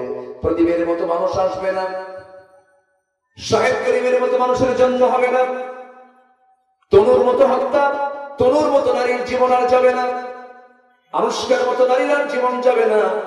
আল্লাহ রাব্বুল আলামিন বলছেন, বেশি রাখবে না রে বান্দা, একটা শুধু সমাজে চালু করে দে। আল্লাযীনা ইম্মাক্কান্নাহুম ফিল আরদি আকামুস সালাহ ওয়া আতাউস যাকাহ ওয়া আমারু বিল মা'রুফি ওয়া নাহাউ আনিল মুনকার ওয়া লিল্লাহি আকিবাতুল উমুর। জোরে বলি আল্লাহু আকবার। দুনিয়ার জিন্দেগিতে আমি যাদেরকে রাষ্ট্রীয় ক্ষমতা দেব, তারা চারটা কাজ করবে, রাষ্ট্রীয়ভাবে চারটা আইন তারা পাশ করবে। নামাজটা কায়েম করবে, যাকাত আদায় করবে, সৎ কাজের আদেশ দেবে, অসৎ কাজের বাধা প্রদান করবে। এই চারটি কাজ যদি চালু হয়ে যায়, ওই সমাজের জান্নাতের গন্ধ আমরা খুঁজে পাবো। জোরে বলি সুবহানাল্লাহ। স্বর্গীয় বাতাস আমরা অনুভব করবো। আল্লাহ রাব্বুল আলামিন সেই জন্য বলছেন, বান্দারে নামাজ শুধু পড়লেই চলবে না, নামাজ কায়েমের তোমার সংগ্রাম করতে হবে। পাঁচটা কাজ মনে আছে নাকি সবার? কয়টা কাজ? পাঁচটা কাজ। নাম্বার 2 হলো আকিমুস সালাহ, তোমরা নামাজ কায়েম করো, তোমরা নামাজ কায়েম করো। নামাজ আদায়ের কথা আসছে মাত্র একবার, কয়বার বলেন? সবাই আমার সঙ্গে ঠোঁট মিলিয়ে মিলিয়ে বলুন, ইন্না আ'তাইনাকাল কাউসার ফাসাল্লি লিরাব্বিকা ওয়ানহার ইন্না শানিআকা হুয়াল আবতার। হে রাসূল, আপনি নামাজ পড়ুন, আপনি কুরবানি করুন। আর নামাজ কায়েমের কথা একবার না, দুবার না, নামাজ কায়েম করো, নামাজ কায়েম করো। 80 বারেরও বেশি বার বলা হলো। যে কথা বারবার বলে তার গুরুত্ব কমে না বাড়ে? তার গুরুত্ব কমে না বাড়ে? আমার ভাইরা, এত সংশোধনী আসলো, এত আইন পাশ হলো পার্লামেন্টে, এই একটা আয়াতে শুধু বাস্তবায়ন যদি সমাজে জারি হয়ে যেত, চালু হয়ে যেত, আল্লাহর কসম করে বলি, কোন চোর ডাকাতি খুন ধর্ষণ বাংলার জমিনে হতো না। সবাই কি চাই না আমরা? সবাই কি চাই? যদি চাই এমনি শুধু দোয়া করলে আসবে? চাই শুধু দোয়া করে যদি আসতো, নবীজির বাড়ি ঘর সারা লাগতো না, নবীজির মক্কা সারা লাগতো না, নবীজির ঘর বাড়ি ব্যবসা বাণিজ্য সারা লাগতো না, সাহাবীদের জীবন দেওয়া লাগতো না, বদর আসতো না, উহুদ আসতো না, খন্দক আসতো না। আমার বন্ধুগণ এমনি এমনি দোয়া করে রাসূল সব অর্জন করতে পারতেন। এই জন্য দিন কায়েমের দরকার আছে না নাই? আস্তে বলুন, দিন কায়েমের দরকার আছে না নাই? দিন কায়েম করা ফরজ। দিন কায়েম করা কি ফরজ? দিন কায়েমের সংগ্রাম করা ফরজ। নামাজ যেমন ফরজ, রোজা যেমন ফরজ, যাকাত যেমন ফরজ, দিন কায়েম তেমনই ফরজ। আন আকিমুদ দীন ওয়া লা তাতাফাররাকু ফীহি, তোমরা আল্লাহর জমিনে দিন কায়েম করো, এই ক্ষেত্রে তোমরা কোনো মত পার্থক্য সৃষ্টি করো না। আমার ভাইয়েরা, আমার বন্ধুগণ, নাম্বার 2 হলো নামাজ তোমরা কায়েম করো। নামাজকে তোমাদের কায়েম করতে হবে, এই সংগ্রাম তোমাকে করতে হবে, এই সংগ্রামে তোমাকে শামিল হতে হবে। একজন সাহাবীর কথা অর্ধেক বলে ফেলেছি। সেই সাহাবীর নাম হচ্ছে সালাবা রাদিয়াল্লাহু তাআলা আনহু। 40টা দিন পার হয়ে গেল, নবীর কাছে ওহী জানানো হলো, রাসূল আল্লাহ তাকে maaf করে দিয়েছেন। আমার নবীজি বলেন, সাহাবীরা, আমার সেই প্রিয় সাহাবী সালাবা কোথায়, তাকে খুঁজে আনো, বের করে আনো। ওমর ফারুক রাদিয়াল্লাহু তাআলা তাকে খুঁজে বের করার জন্য বের হয়ে গেলেন। পাহাড়ি অঞ্চলে চলে গেলেন। রাখালদের সঙ্গে দেখা হলো। বলো বলো, এই জায়গায় কোনো লোকজন আছে নাকি? বলো তো, একজন লোক আছে কি? সেই লোকটা পাগলের মতো চিৎকার মেরে মেরে সারাটা দিন কান্দে, খায়ও না, দেয় না, ঘুম পারে না। আমাদের কষ্ট হয়, আমাদের ডিস্টার্ব হয়। কোথায় আছে? ওই যে গর্তের মধ্যে আছে। সালাবার পিছন দিকে যে ওমর ফারুক দেখেন সিজদায় পড়ে পড়ে সালাবা কান্দে। ওমর ফারুক বলছেন, ও সালাবা, রাসূল তোমাকে আমার সঙ্গে যেতে বলেছেন, আল্লাহ তোমাকে maaf করে দিয়েছেন। তাকে সঙ্গে করে নিয়ে ওমর ফারুক রাদিয়াল্লাহু তাআলা নবীর দরবারে যখন নিয়ে আসলেন, রাসূলকে তিনি দেখলেন, রাসূল তাকে দেখলেন, তিনিও তাকে দেখলেন। নবীজি বলছেন, সালাবা রে, আল্লাহ তোমাকে maaf করে দিয়েছেন। সালাবা বলছেন, ইয়া রাসূলুল্লাহ, আমি আল্লাহর শুকরিয়া আদায় করছি, তবে একটা কথা হুজুর, আমার শরীরটা তেমন ভালো যাচ্ছে না। কি হয়েছে তোমার বলো? আমার শরীরের প্রত্যেকটা হাড়ের ভিতরে যেন পিঁপড়া হাঁটতেছে, কেমন যেন মনে হচ্ছে। রাসূল বলছেন, সালাবা, মনে হয় তুমি বাঁচবে না, আল্লাহ তোমার কল্যাণ দান করুন, তোমার মনে হয় হায়াতটা নাই। আজান হয়ে গেল। ফজরের যখন আজান শুরু হয়ে গেছে, রাসূল নামাজের দায়িত্ব শুরু করলেন। রাসূল নামাজ পড়াচ্ছেন। প্রথম রাকাত পড়ালেন। যার উপরে কোরআন নাযিল হয় তার তেলাওয়াত যত সুন্দর হতে পারে। 40টা দিন ধরে সাহাবা নবীর পিছনে নামাজ পড়তে পারেন না। সুমধুর কণ্ঠের নামাজ যখন শুরু হয়ে গেছে, সাহাবা প্রথম রাকাত খুব মনোযোগ দিয়ে পড়লেন। দ্বিতীয় রাকাতে নামাজ পড়তে পড়তে সাহাবা নামাজের মধ্যে দুনিয়া থেকে শেষ নিঃশ্বাস ত্যাগ করলেন। সাহাবা দুনিয়া থেকে বিদায় নিলেন। বিদায় নেওয়ার পর নামাজের পর রাসূল জানতে পারলেন। রাসূল বলছেন, সাহাবীরা রে, সালাবার জানাজার আয়োজন করো। সালাবার জানাজার দায়িত্ব আমি কাউকে দেব না। আমার প্রিয় সাহাবী সালাবার জানাজার দায়িত্ব আমি রাসূল নিজের কাঁধে উঠিয়ে নিলাম। জোরে বলে সুবহানাল্লাহ। জানাজার আয়োজন হয়ে গেল। সেই জানাজায় সালাবার জানাজায় রাসূল নামাজ শুরু করে দিয়েছেন, জানাজা শুরু করে দিয়েছেন। জানাজা যখন শেষ হয়ে গেল, জানাজা শেষের পরে নবীজি কাদা কাদা কণ্ঠে সেই জায়গা থেকে বের হয়ে আসতেছিলেন। যখন তিনি হাঁটতেছিলেন, দুই বৃদ্ধাঙ্গুলের দিকে ভর দিয়ে দিয়ে তিনি হাঁটতেছিলেন। এমন সময় সাহাবীরা বলছেন, ইয়া রাসূলুল্লাহ, আপনি এমন করে হাঁটেন কেন? কি হয়েছে আপনার? রাসূল বলছেন, সাহাবীরা রে, আমার সালাবার জানাজায় শুধু আমরাই হাজির হই নাই, অসংখ্য ফেরেশতা তার জানাজায় হাজিরা দিয়ে জানাজা পড়েছে। আমার সালাবার সমস্ত গুনাহগার কুরআন আমিন maaf করে দিয়েছেন। আমার ভাইরা, ছোট্ট একটা পা হাত শুধু চেপে ধরার কারণে তার যদি এমনটা অবস্থা হয়ে থাকে, আমাদের সতর্ক হওয়ার দরকার আছে না নাই? আসতে বলবেন না, আছে না নাই? আমরা সতর্ক হব, গুনাহমুক্ত জীবনটা গড়ব। আমাদের টেনশন হতে হবে গুনাহ। আমাদের টেনশন কি? গুনাহ। কিন্তু আমাদের দেশে আজকে আমরা যদি লক্ষ্য করি, প্রেজেন্ট বাংলাদেশে সবচেয়ে বড় টেনশন গুনাহ না ভাইরাস? আসতে বলবেন না, গুনাহ না ভাইরাস? গোটা দেশে একটাই চিন্তা, ভাইরাস। গুনাহ বড় না ভাইরাস বড়? গুনাহটা বড়, ভাইরাস বড়? এই ভালো করে রাখো, কোনটা বড়? গুনাহ বড় না ভাইরাস বড়? আমি আলোচনা চালাবো। ঘুরিয়া তো ঘুরে কেন? আলোচনা চালিয়ে যাব। জোরে বলি ইনশাআল্লাহ। আমি দারুণ খুশি, যে একজন মানুষের কোনো নড়াচড়া নেই, বলি আলহামদুলিল্লাহ। আল্লাহ যেন খুশি হন আমাদের উপরে, আল্লাহ যেন রাজি হন আমাদের উপরে। একটা মানুষকে আমি যেতে দেব না, কারণ শেষে একটি লোভনীয় আমাদের একটা দোয়া হবে। হাজার হাজার মানুষ এসেছি আমরা দোয়ায় শামিল হবো একসাথে, জোরে বলি ইনশাআল্লাহ। কেউ যাবেন না। আর কয়েকটা পয়েন্ট আমি শেষ করি, যেহেতু বড় মাহফিল, অনেক দূর থেকে লোকজন এসেছে, আমি সময় মতো শেষ করার চেষ্টা করব, জোরে বলি ইনশাআল্লাহ। মা বোন আজকের মাহফিল আছেন কিনা জানি না, মা বোনরা মাহফিল এসেছেন, বলি আলহামদুলিল্লাহ। মাদেরকে নিয়ে আমি কিছু কথা বলার চেষ্টা করছি, একটু পরে আমি মাদের দিকে যাব। আল্লাহ যেন মাদেরকে আয়েশা, খাদিজা, সুমাইয়া এই সমস্ত মহাপুণ্যবতী নারীদের সঙ্গে রব্বুল আলামিন যেন কবুল করেন, জোরে বলি আল্লাহুম্মা আমিন।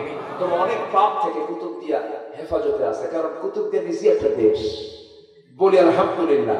চতুর্দিকে পানি, মাঝখানে আমি, তাই না? চতুর্দিকে পানি, মাঝখানে আমি, একটা ভিন্ন একটা জগতে আপনারা বসবাস করেন। এই জায়গায় করোনা আসবে কেমন? কারণ চতুর্দিকে পানি পার হতে হতে তো কামসালা। অনেক দিকে ভালো আছেন আপনারা, বলি আলহামদুলিল্লাহ, জোরে বলি আলহামদুলিল্লাহ। গুনার টেনশন সবচেয়ে কম না বেশি? ইমানদারের সবচেয়ে বেশি টেনশন কিসে? গুনাহমুক্ত আমরা জীবন করবো, জোরে বলি ইনশাআল্লাহ। গুনাহ করা যাবে না, গুনার ধারে যাওয়া যাবে না, পাপ কাজ করা যাবে না, সেই দলের নেতৃত্ব মানা যাবে না যেই দলের নেতৃত্ব মানতে গিয়ে গুনাহগার হতে হয়, মুশরিক হতে হয়, ঠিক কি না? আমরা সেই নবীর উত্তরসূরি, আমাদের প্রেরণা হচ্ছেন সেই রাসূল যিনি বাতিল শক্তির মোকাবেলা সারাটা জীবন করেছেন, মুহাম্মদ সাল্লাল্লাহু আলাইহি ওয়াসাল্লাম। সম্মানিত ভাইরা, সম্মানিত উপস্থিতি, নাম্বার 2 হলো ওয়া আকিমুস সালাহ, তোমরা নামাজ কায়েম করো। কি কায়েম করো? নামাজ যদি কায়েম হয়ে যায়, সমাজে অন্যায় থাকবে না, অশ্লীলতা থাকবে না, বেহায়াপনা থাকবে না, সুদ থাকবে না, ঘুষ থাকবে না, জিনা থাকবে না, সব বন্ধ হয়ে যাবে। শুধু নামাজের আইনটা যদি, নামাজটা যদি কায়েম হয়ে যায়, নামাজটা আদায় হচ্ছে কিন্তু নামাজটা কায়েম হয়, নামাজ আদায়ে কারো বাধা নেই, আবু জেহেলের বাধা ছিল না। রাসূল যখন বলেছেন নামাজ কায়েম হবে, নামাজ কায়েম করতে হবে, তখন আবু জেহেল বাধা দিয়েছে। আজকের সমাজেও কিছু আবু জেহেলদের মতো বাধা দেওয়ার লোক আছে না নাই? আমরা কারো বাধাকে পাত্তা দেব না, কোন বাধা আমরা মানি না, সকল বাধা ডিঙিয়ে কালিমাতুল্লাহি হিয়াল উলিয়া, এই জমিনে আল্লাহর দ্বীন কায়েমের সংগ্রাম চালিয়ে যাব, চালিয়ে যাব, চালিয়ে যাব। হাত উঁচু দেখান মুসলমান।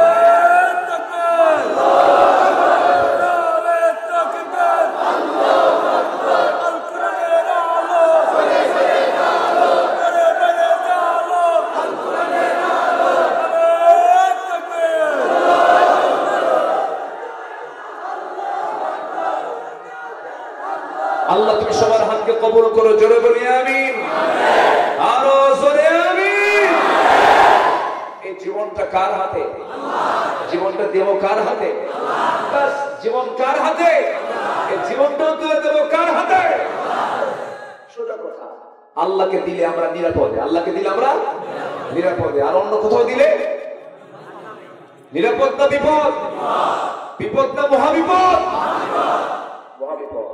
আল্লাহর হাতে দেব, আল্লাহর হাতে আমার জান, আল্লাহর হাতে আমার প্রাণ, অতএব সে আল্লাহর হাতে আমরা আমাদের জানটা দিয়ে দেব, কারণ দিতে বলেছেন কে? আল্লাহ। ইন্নাল্লাহু ইশতারা মিনাল মুমিনিনা আনফুসাহুম ওয়া আমওয়ালাহুম বিআন্না লাহুমুল জান্নাহ।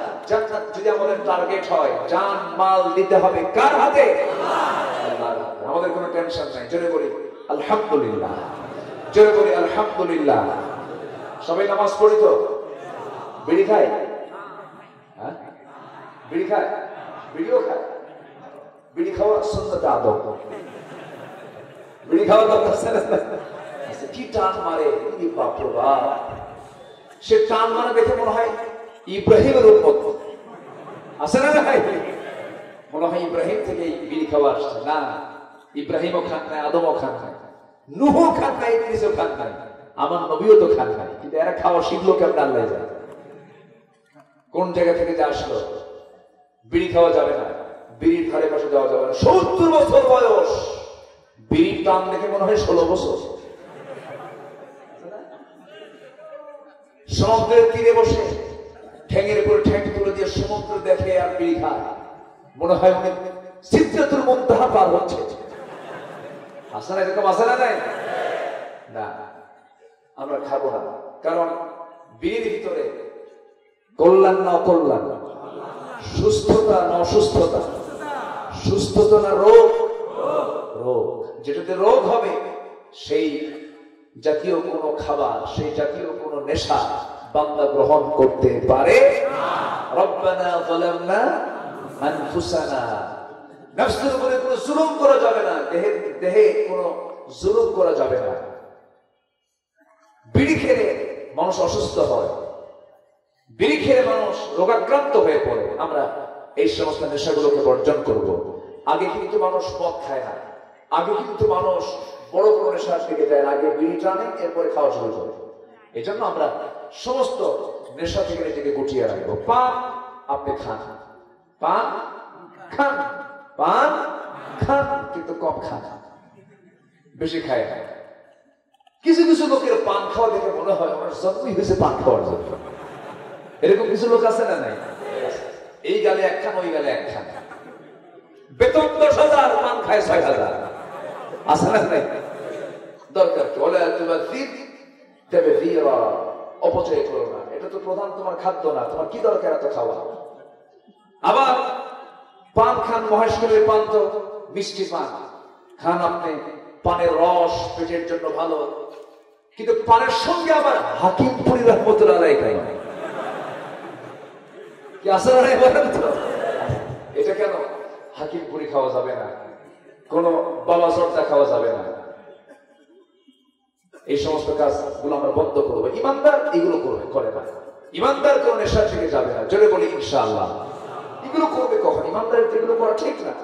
আমরা এই সমস্ত বদ নেশা ছেড়ে দেবো। জোরে বলি ইনশাআল্লাহ, আরো জোরে বলি ইনশাআল্লাহ। সম্মানিত ভাইরা, সবাই নামাজ পড়ি তো নাকি? সবাই নামাজ পড়ি না? 5 ওয়াক্ত নামাজ। একজন আদর্শ মুমিনের লক্ষণ হচ্ছে আযান হওয়ার সঙ্গে সঙ্গে সে ছুটোছুটি করবে। কি করবে? ছুটোছুটি করবে। আযান হয়েছে, আযান হয়েছে, নামাজ নামাজ নামাজ, পেরেশান হয়ে যাবে। কার সঙ্গে প্রেম করবে? কার সঙ্গে প্রেম করবে? কাজকে বলবো নামাজ আছে, কাজকে বলবো নামাজ আছে, বাস। আল্লাহ বলবেন ও বান্দা, ফেরেশতাকে বলবো এই বান্দাকে জান্নাত দিতে হবে। জোরে করে সুবহানাল্লাহ। ফেরেশতা তুই আমল নামে সব লেখ, ওর জন্য জান্নাত বরাদ্দ করে দিলাম। জোরে বলে সুবহানাল্লাহ। এজন্য নামাজ আমরা কেউ ছেড়ে দেব না, নামাজ কেউ ছেড়ে দেব না। নামাজ হবে কয় ওয়াক্ত? বুঝে না না বুঝে, জেনে না না জেনে, সময় না সময়ে, বাস। হাফিজু আলা সালাত ওয়াস সালাতুল ওয়ুসতা, নামাজের ব্যাপারে যত্নবান হও, বিশেষ করে ফজর এবং আসর। ফজর এবং আসর এই দুটো নামাজের মিসিং এর সম্ভাবনা কম না বেশি? বেশি। এই দুটো সময় তুমি বেশি খেয়াল করো। এর মানে এই না যে বাকি 3 ওয়াক্ত নামাজ না পড়লেও চলবে না, ওগুলো পড়বো আমরা। জোরে বলি ইনশাআল্লাহ। 5 ওয়াক্ত নামাজ বুঝে শুনে পড়তে হবে। অনেকে বুঝে না, বুঝলেন না? বুঝে নামাজ পড়ার কারণে দেখেন না, তাহাজ্জুদ পড়ে, কোরআন তেলাওয়াত করে দিনের কাজকে সুজি শুরু করে। ভালো কথা, সুদের আইন পাস হয় কেন? আপনি কি কোরআন পড়বেন? সুদের আইন পাস হয়, ওটা কোরআন পড়া নয়, ওটা লোক দেখানো কোরআন পড়া। সম্মানিত ভাইরা, এক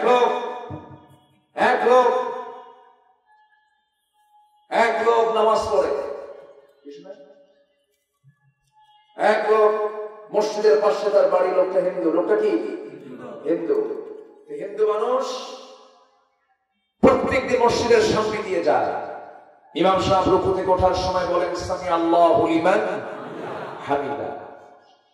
হিন্দু লোকটা মনে মনে চিন্তা করে, যে প্রত্যেক দিন এই দিক দিয়ে যায় আর ইমাম সাহেবের মুখে একটা মহিলার নামে শুধু দোয়া হয়, হামিদা হামিদা। এই হামিদা মেয়েটা কার? এটা বলে হিন্দু চিন্তা করতে করতে এখন একদিন বলেই ফিরল এক মুসল্লিকে ডাক দিয়ে, তোমার বাড়ি তো আমার ঘরের সাথে, তোমাদের ইমামের কাম নাই কাজ নাই, শুধু নামাজের মধ্যে এক মহিলার নামে দোয়া করে। কে? বলতেছে রহিমা। কে? হামিদা হামিদা করে। রহিমা আছে, করিমা আছে, শরীফা আছে, এত মহিলার নাম থাকলে শুধু এই হামিদা হামিদা করে। তুমি কি আসলে জানো হামিদা মেয়েটা কার মেয়ে? এখন এই মুসলমান বলছে, ভাই আমি 25 বছর যাবত বা জামাতে আমি মসজিদে নামাজ আদায় করি, আমিও ঠিক মতো আজ পর্যন্ত জানি না আসলে হামিদা মেয়েটা কার মেয়ে। There is no difference between Hindu and Muslim. ওই মুসলিম আর হিন্দুর চিন্তার ভিতরে কোনো তফাৎ আছে? আজকে বলুন না তফাৎ আছে? আজকে যদি আমরা প্রকৃত নামাজি হতাম, আজকে যদি আমরা প্রকৃত মুসল্লি হতাম, আজকে যদি আমরা প্রকৃত একগ্র চিত্ততায় যদি নামাজ পড়তাম, আজকের সমাজে কোন বেহায়া থাকার কথা ছিল না, সুদের আইন থাকার কথা ছিল না, বেশ্যাবৃত্তির লাইসেন্স থাকার কথা ছিল না। আসলে নামাজ নয়, নামাজের ভান, নামাজের ভান। ওই রকম নামাজি হওয়া যাবে না। নামাজ কায়েমের সংগ্রামী হতে হবে, নামাজ কায়েমের আন্দোলন করতে হবে, এই কাজ আঞ্জাম দিতে হবে। নামাজটাকে আমরা সমাজে বাস্তবায়ন দেখতে চাই। বাস্তবায়ন মানে হলো প্রেসিডেন্টের পিছনে জনগণ নামাজ পড়বে, প্রাইম মিনিস্টারের পিছনে মন্ত্রী পরিষদ নামাজ পড়বে, ওসির পিছনে দারোগা নামাজ পড়বে, চেয়ারম্যানের পিছনে মেম্বাররা নামাজ পড়বে। খোলাফায়ে রাশিদের যুগটা দেখেন, ওমর ফারুক যতদিন খলিফা ছিলেন, মসজিদে নববীর ইমাম কে ছিলেন? কে ছিলেন? খলিফা নিজেই ছিলেন। আবু বকর সিদ্দিক রাদিয়াল্লাহু তাআলা যতদিন তিনি খলিফা ছিলেন, ততদিন পর্যন্ত মদিনার মসজিদ তিনি চালিয়েছেন। একটা আদর্শ মুসলিম জনপদের মূল একটা বিষয় হলো, আদর্শ মুসলিম জনপদের বড় একটা লক্ষণ সিস্টেম হলো, সেই দেশের যে রাজা হবে সেই হবে জাতীয় মসজিদের ইমাম। ঠিক কিনা? এটা হচ্ছে সবচেয়ে বড় একটা লক্ষণ। এটা কি আমরা দেখতে পাই? আসতে কোন কেন? এটা কি আমরা দেখতে পাই? নামাজের যিনি ইমাম হবেন, সমাজের তিনি ইমাম হবেন, কিন্তু আমার দেশে ইমামরা হলো 2 ঘন্টার ইমাম, আর আমার নবী ছিলেন তিনি 24 ঘন্টার ইমাম। জোরে বলে সুবহানাল্লাহ। 24 ঘন্টার ইমাম হতে হবে। 24 ঘন্টায় তিনি নেতা হয়ে থাকবেন। এমন নেতৃত্ব যদি সমাজে চালু হয়ে যায়, সমাজ থেকে সকল অন্যায় দূর হয়ে যাবে, সমস্ত পাপগুলো বন্ধ হয়ে যাবে। আল্লাহ রাব্বুল আলামিন বলছেন, বান্দা শোনো, এই নামাজ টাইমে তোমাকে পিছপা হওয়া যাবে না, ত্যাগ স্বীকার তোমাকে করতে হবে, স্যাক্রিফাইস তোমাকে করতে হবে। সাহাবীদের জীবনের দিকে তাকাও, সাহাবে কেরাম দিন কায়েমের জন্য বাড়ি ঘর ছেড়ে দিয়েছেন, ত্যাগ স্বীকার করেছেন, কোরবানি করেছেন, কত অত্যাচার তারা সহ্য করেছেন, ঘর বাড়ি ছেড়ে দিয়ে তারা নিজের বাড়ি ছেড়ে তারা চলে গেছেন দিন কায়েমের জন্য। সাহাবীরা মক্কার বাসিন্দা ছিলেন। ওই মুহাজির সাহাবীরা যখন দেখতে পেলেন রাসূল আমার নাই মক্কায়, তারা বললেন আমরাও মক্কায় থাকবো না। সাহাবীরা রাসূল যেহেতু নাই, রাসূল শূন্য মক্কায় থাকার আমাদের কোনো প্রয়োজন নাই। বড় বড় সাহাবীরা, ধনী ধনী সাহাবীরা নবীর হিজরতের সঙ্গে সঙ্গে তারা হিজরত করে মদিনায় চলে গেলেন। একজন বড় সাহাবী, একজন ধনী সাহাবী আব্দুর রহমান ইবনে আওফ রাদিয়াল্লাহু তাআলা আনহু আমার নবীর সামনে বসে আছেন। নবীজি তার চেহারার দিকে তাকায় বলছেন, আব্দুর রহমান, তোমাকে দেখে আমার দারুণ খারাপ লাগতেছে। তুমি কি জানো আব্দুর রহমান, তুমি মক্কা ছেড়ে মদিনায় চলে এসেছো, তোমার বিশাল বড় বাড়িটা আবু জেহেল দখল করে নিয়েছে। সঙ্গে সঙ্গে আব্দুর রহমান ইবনে আওফ মুসকি হাসি মেরে বলছেন, ইয়া রাসূলুল্লাহ, আবু জেহেল দখল করেছে আমার বাড়ি, আর আমি দখল করেছি জান্নাতের বাড়ি। যেরকম সুবহানাল্লাহ। রাসূল বলছেন, আবু জেহেল, ওরে আব্দুর রহমান, তুমি কি জানো, তুমি আমাকে যে মন্তব্য করলি, তুমি কি জানো কিছুক্ষণ আগে জিবরাইল আলাইহিস সালাম আমাকে জানিয়ে দিয়েছেন, হে রাসূল, আব্দুর রহমান যে ধৈর্যের পরিচয় দিয়েছে, আল্লাহ তার জন্য জান্নাতে একটা এক্সট্রা বাড়ি প্রস্তুত রেখেছেন। জোরে বলি সুবহানাল্লাহ। আমার নবী বলেছেন, আব্দুর রহমান, তোমার তো দারুণ কষ্ট হচ্ছে, তোমার তো কিছু করা দরকার, বউ বাচ্চা রেখে এসেছো, কেউ তোমার সঙ্গে নাই। আনসার সাহাবীকে একজন ডাক দিলেন, আনসার সাহাবী এদিকে আসো। নিয়ে আসলেন আনসার সাহাবীকে ডাক দিয়ে বলছেন, আনসার সাহাবী রে, আমার আব্দুর রহমানের বাড়ি ছিল, টাকা ছিল, পয়সা ছিল, বউ বাচ্চা সবই ছিল, মক্কার বড় বিজনেস সে আব্দুর রহমান করতো, আজকে তার কিছুই নাই। তুমি আনসার সাহাবী, তোমার কিছু আল্লাহ পাক সম্পদ দিয়েছেন, দেখো তো তুমি কিছু তার জন্য কিছু করতে পারো নাকি? সেই সাহাবী নবীর কথাটাকে বরকত মনে করলেন, আব্দুর রহমানকে সঙ্গে করে নিয়ে ওই মক্কার ওই মদিনার সবচেয়ে বড় দুইটা খেজুর বাগান দেখিয়ে বলছে, ভাই রে, দুইটা বড় খেজুর বাগান তোমাকে দেখালাম, যেটা তোমার পছন্দ সেই বাগানটা আমি তোমার নামে দলিল করে দেব। একটু আসতে বলি সুবহানাল্লাহ, আরো জোরে বলি সুবহানাল্লাহ। আমার ভাইরা, এই কথা যখন বলা হলো, এরপরে বলছেন, ভাই আব্দুর রহমান, আমি তোমাকে আরেকটা বিষয় প্রস্তাব করছি। তুমি তো যুবক, টকবকে যুবক, তোমার তো বয়স এখনো কম আছে, বউ বাচ্চা তোমার কাছে নাই, তোমার যৌবনের তো খোরাকও আছে, তোমার তো বিয়েও করা দরকার। আমার জানা মতে মদিনার কোনো মেয়ের বাবা কোনো মেয়েকে তোমার হাতে বিয়ে দেবে না। তুমি যদি চাও তাহলে আল্লাহ পাক আমাকে দুইটা স্ত্রী দান করেছেন, যে কোনো একটা স্ত্রী আমি তালাক দেব, তুমি তাকে বউ বানায় নিবা। আব্দুর রহমান এই কথাগুলো শুনে তার বুকটা ভরে গেল, আহারে কি ভালোবাসা, আমাকে ভালোবাসলো রে আনসার সাহাবী। এবার বলছেন, ভাই তুমি আমাকে বাগান দিতে চেয়েছো, বউ আমার হাতে তুলে দিতে চেয়েছো, ভালো কথা, আমি তোমার কথায় খুব মুগ্ধ হয়েছি, ভ্রাতৃত্বের বন্ধনের কথাই তুমি বলে দিয়েছ, কিন্তু তোমার খেজুর বাগান আমার লাগবে না, বউ তালাকেরও কোনো প্রয়োজন হবে না। তুমি আমাকে একটা বাজার দেখিয়ে দাও, ব্যবসা দেখিয়ে দাও, আমি একটু ব্যবসা করে খেতে চাই। ব্যবসাটাকে দেখিয়ে দেওয়া হলো। ব্যবসার মধ্যে আল্লাহ পাক কেমন বরকত দিয়ে দিলেন, কয়েক কোটি সোনা কামাই হলো। বিয়ে শাদী করলেন আব্দুর রহমান ইবনে আওফ। নবীর কাছে 3 দিন পর বিয়ে, 3 দিন পর গেলেন। সুন্দর পোশাক, সুন্দর সুগন্ধি নিয়ে রাসূলের সামনে হাজির হলেন। নবীজি তাকে দেখিয়ে বলছেন, আব্দুর রহমান, তোমার চেহারার দিকে তাকায় মনে হচ্ছে তুমি একটা কিছু ঘটাইছো, তুমি কিছু করছো নাকি? আসো না কেন, কি হয়েছে? হুজুর বিয়ে করছি। বিয়ে করলে আমার দাওয়াত দিন, হুজুর মনে ছিল না? যেরকম সুবহানাল্লাহ। নবীজি আমার দারুণ খুশি হয়ে গেলেন, নবীজি আমার দারুণ আনন্দ পেলেন। নবীজি বলছেন, যুবক রে, যৌবন বিয়ে করেছো, আল্লাহ তোমার মধ্যে বরকত দিয়ে দিক, কিন্তু টাকা পয়সা কোথায়? হুজুর ব্যবসা করেছিলাম। নবীজি তার জন্য দোয়া করে দিলেন। এমন দোয়া করলেন, আব্দুর রহমানের পরিবারে ভাগ্যের পরিবর্তন হয়ে গেল। এত বড় ধনী তিনি হয়ে গেলেন। মুতার যুদ্ধের সময়, তাবুক অভিযানের সময় আব্দুর রহমান ইবনে আওফ তিনি একাই ইসলামের জন্য 3 বস্তা সোনা দান করেছিলেন। জোরে বলি সুবহানাল্লাহ। এই ইতিহাসটা জানার মূল কারণ হলো সাহাবীদের ভিতরে যে ভ্রাতৃত্বের বন্ধনটা ছিল, দিন কায়েমের জন্য ভ্রাতৃত্বের বন্ধন দরকার আছে না নাই? আসতে বলবেন না, আছে না নাই? সেই ভ্রাতৃত্বের বন্ধনের ঘাটতি আজকে আমাদের সমাজে আছে না নাই? আছে না? ভ্রাতৃত্বের বন্ধনের একটা ঘাটতি আছে। ভ্রাতৃত্বের বন্ধনটা মজবুত করতে হবে। সাহাবীদের ভিতরে এত ভ্রাতৃত্ব গভীর ছিল যে তাদের স্বপ্ন পর্যন্ত এক হয়ে যেত।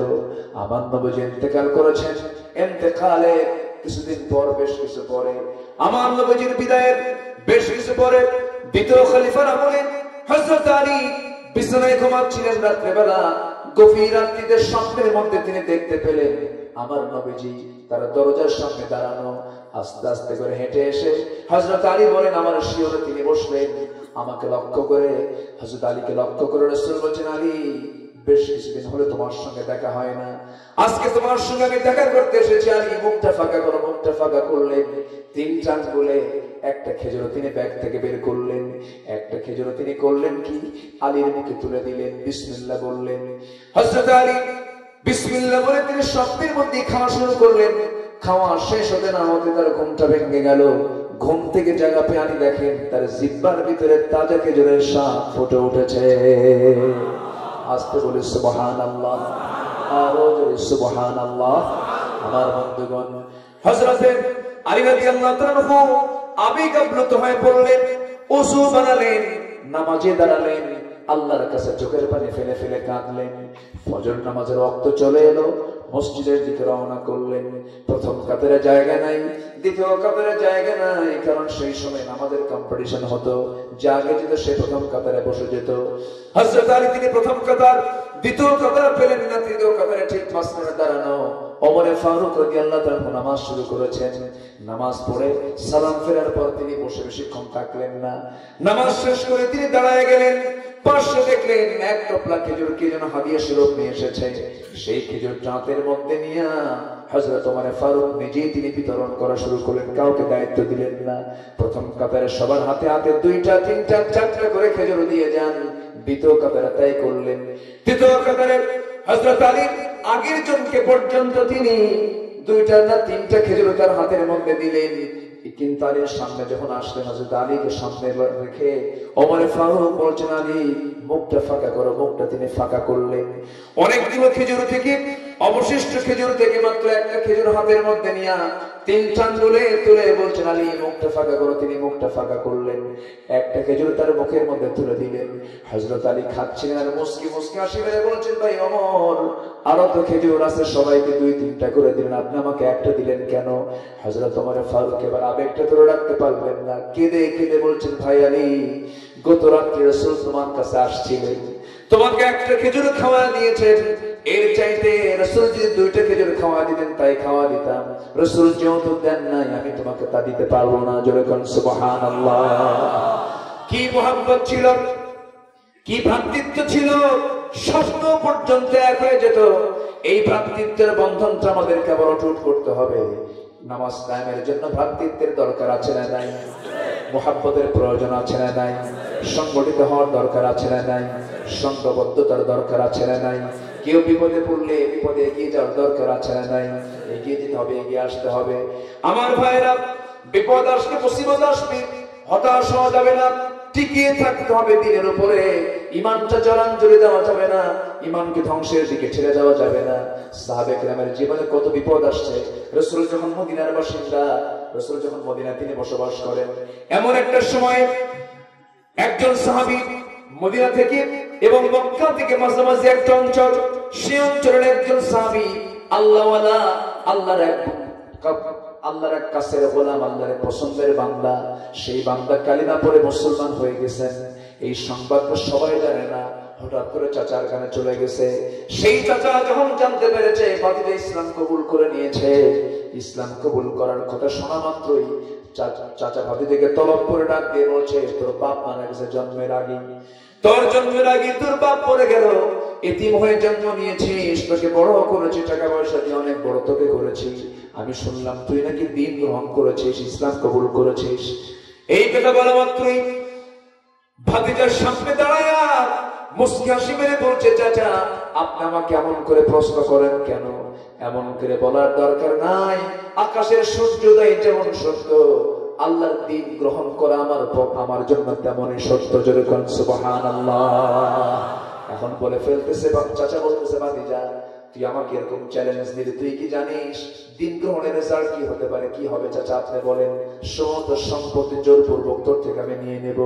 এবারে ভাতিজা বলতেছে, চাচা জোর করে নেওয়ার দরকার কি? আমি যে সম্পত্তি পেয়েছি, ঈমান পেয়েছি, আমার এই সম্পত্তি কিচ্ছু না, আমি আপনাকে এমনি এমনি দিয়ে দিলাম।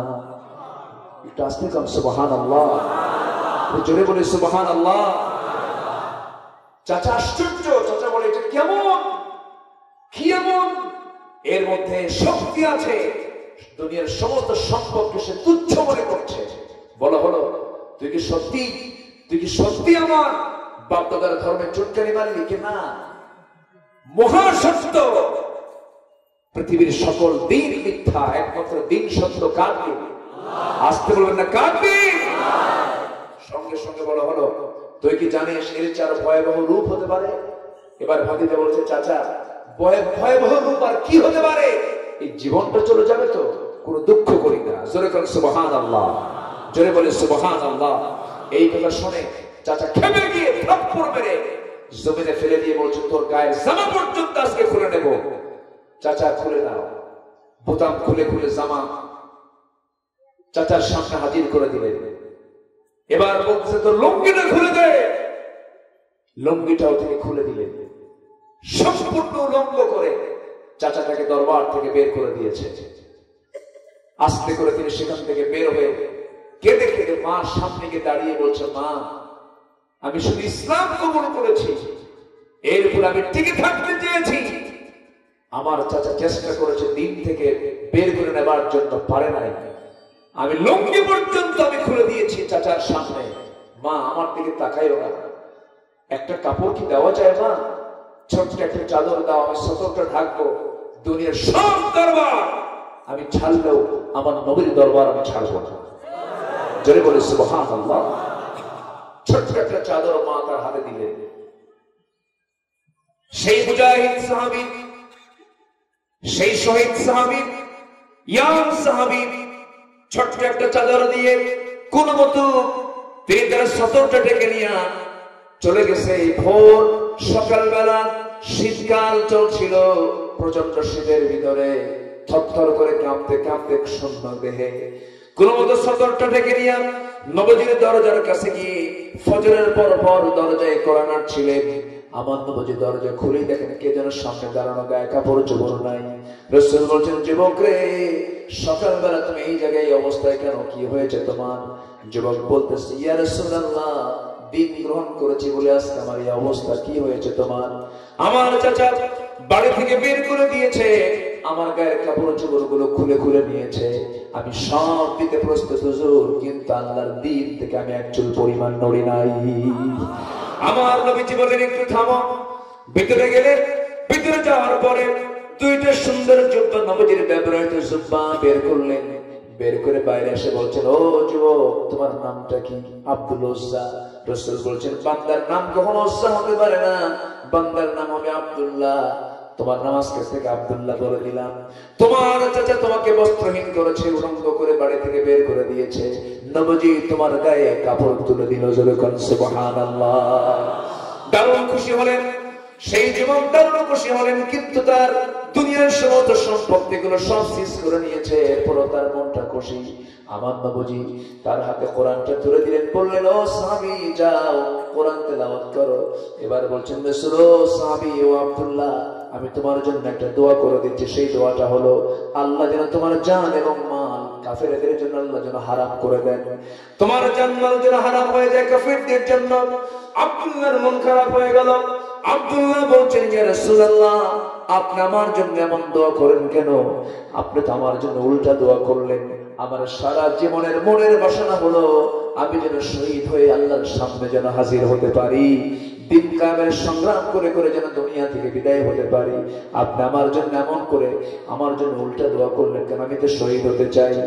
আমার রাসূল বলছেন, সাহাবী রে, তোমার যদি এমনটা তামান্না হয়ে থাকে, শহীদের তামান্না তোমার ভিতরে যদি কাজ করে, দুনিয়া থেকে বিদায় তোমার যদি বিছানায় হয়ে থাকে, ওয়াইমা তাআলা ফিরাশি, আল্লাহ তোমাকে অবশ্যই শহীদের দরজা দিয়ে দিবেন। জোরে বলে সুবহানাল্লাহ। এই কথা শোনার সঙ্গে সঙ্গে আব্দুল্লাহর দিলটা ভরে গেল। জিহাদের ডাক চলে এলো মদিনার মসজিদ থেকে। আমার নবীজি জিহাদের ডাক দিলেন। জিহাদের ময়দানে আব্দুল্লাহ সবার আগে হাজির হয়ে গেলেন। যুদ্ধ চলতেছিল, যুদ্ধ চলতে চলতে আব্দুল্লাহর তামান্না হলো শহীদ হয়ে যাবেন, কিন্তু যুদ্ধে তিনি আঘাত প্রাপ্ত হলেন না। জিহাদের কাজ শেষ হয়ে গেল। মদিনার দিকে ফেরার সময় হঠাৎ করে নবীর কানে সংবাদ দিল, ইয়া রাসূলুল্লাহ, আব্দুল্লাহ পৃথিবীতে নাই, আব্দুল্লাহ দুনিয়াতে বেঁচে নাই। আমার রাসূল সঙ্গে সঙ্গে দৌড় মেরে তার সামনে চলে গেলেন, তার চেহারার দিকে তাকায় কাঁদলেন। আমার নবীজি বলছেন, সাহাবীরা রে, আমার আব্দুল্লাহর জানাজার নামাজ কেউ পড়াবে না, আমি রাসূল নিজে তার জানাজার দায়িত্ব গ্রহণ করব। জানাজার সময় চলে এলো, জানাজা শুরু হয়ে গেল। নবীজি আমার জানাজা পড়ালেন। জানাজা শেষ করা মাত্র কাদা কাদা কণ্ঠে বলছেন, সাহাবীরা, আমার আব্দুল্লাহর কবরটা কোথায় তোমরা করেছো হুজুর? ওই দুই পাহাড়ের মাঝখানে আমরা কবর খনন করেছি। রাসূলকে রাসূল বললেন, আমাকে তোমরা ওই কবরের কাছে নিয়ে যাও। কবরের কাছে আমার রাসূল চলে গেলেন। কবরের মাটি দেখার পর রাসূল বলছেন, সাহাবীরা রে, ওই কবরের মাটিতে আজকে আমি কাউকে নামতে দেব না। আমার এই প্রিয় সাহাবীর কবরে আমি রাসূল নিজে নেমে তার লাশটা আমি কবরে রেখে দেব। জোরে বলে সুবহানাল্লাহ। এই আব্দুল্লাহ যখন কোরআন তেলাওয়াত করতেন, ফাকরাউ মা তায়াসসারা মিনহু যখন তিনি কোরআন তেলাওয়াত করতেন, চিৎকার মেরে মেরে কোরআন তেলাওয়াত করতেন, সাহাবীরা বলতেন, ইয়া রাসূলুল্লাহ, আব্দুল্লাহর তেলাওয়াত আমাদেরকে ডিস্টার্ব করে, আমাদেরকে একটু কষ্ট দিয়ে দেয়, সে একটু আস্তে আস্তে যেন কোরআন তেলাওয়াত করে। রাসূল সেই সময় বলেছিলেন, ও সাহাবীরা, আমার আব্দুল্লাহকে কোরআন তেলাওয়াতে তোমরা বাধা দিও না। আব্দুল্লাহ যখন কোরআন তেলাওয়াত করে খুব আবেগ আপ্লুত হয়ে কোরআন তেলাওয়াত করে, কারণ আব্দুল্লাহর দিন গ্রহণ করতে তোমাদের চাইতে বেশি কষ্ট স্বীকার করতে হয়েছে। আব্দুল্লাহকে তোমরা বাধা দিও না। সে আব্দুল্লাহর জানাজা শেষ হয়ে গেল। আমার নবীজি আব্দুল্লাহর লাশটা কবরে সমাহিত করার জন্য নবীজি আগে কবরে নামলেন। কবরে নামার পরে বলছেন, ও আবু বকর আমার ডানে নামো, ও ওমর আমার বামে নামো। তিনজন সেরা তিনজন মানুষ কবরে নেমে আছেন। আমার নবীজি হাত দুইটা আগে দিলেন, বলছেন, ও সাহাবীরা, আমার প্রিয় সাহাবী আব্দুল্লাহর লাশটা আমার হাতে তুলে দাও। আমার নবীজি হাতের মধ্যে উঠায় নিয়ে বললেন, আবু বকর মাথাটা ধরো, ওমর তুমি পাটা ধরো। আর পাশে থেকে একজন সাহাবী পাগলের মতো বলছেন, সাহাবী নবী ওয়াক্কাস বলছেন, আল্লাহ আমার কত বড় বদনসিব, ওই যে কবরের লাশ, ওই লাশটা যদি আজকে আব্দুল্লাহ না হয়ে আমি অধম সাহাবী নবী ওয়াক্কাস হতাম, আমার জীবনটা ধন্য হয়ে যেত। আমি এত বড় পোড়া কপাল, আমার লাশটা সেই জায়গায় হলো না যে কবরে আমার নবীজি নেমেছেন, যে কবরে আবু বকর নেমেছেন, যে কবরে ওমর ফারুক নেমেছেন। আমার নবীজি কবরে নেমে আব্দুল্লাহর লাশটা সম্মান দিয়ে, মর্যাদা দিয়ে তার লাশটা কবরে শোয়া দিলেন।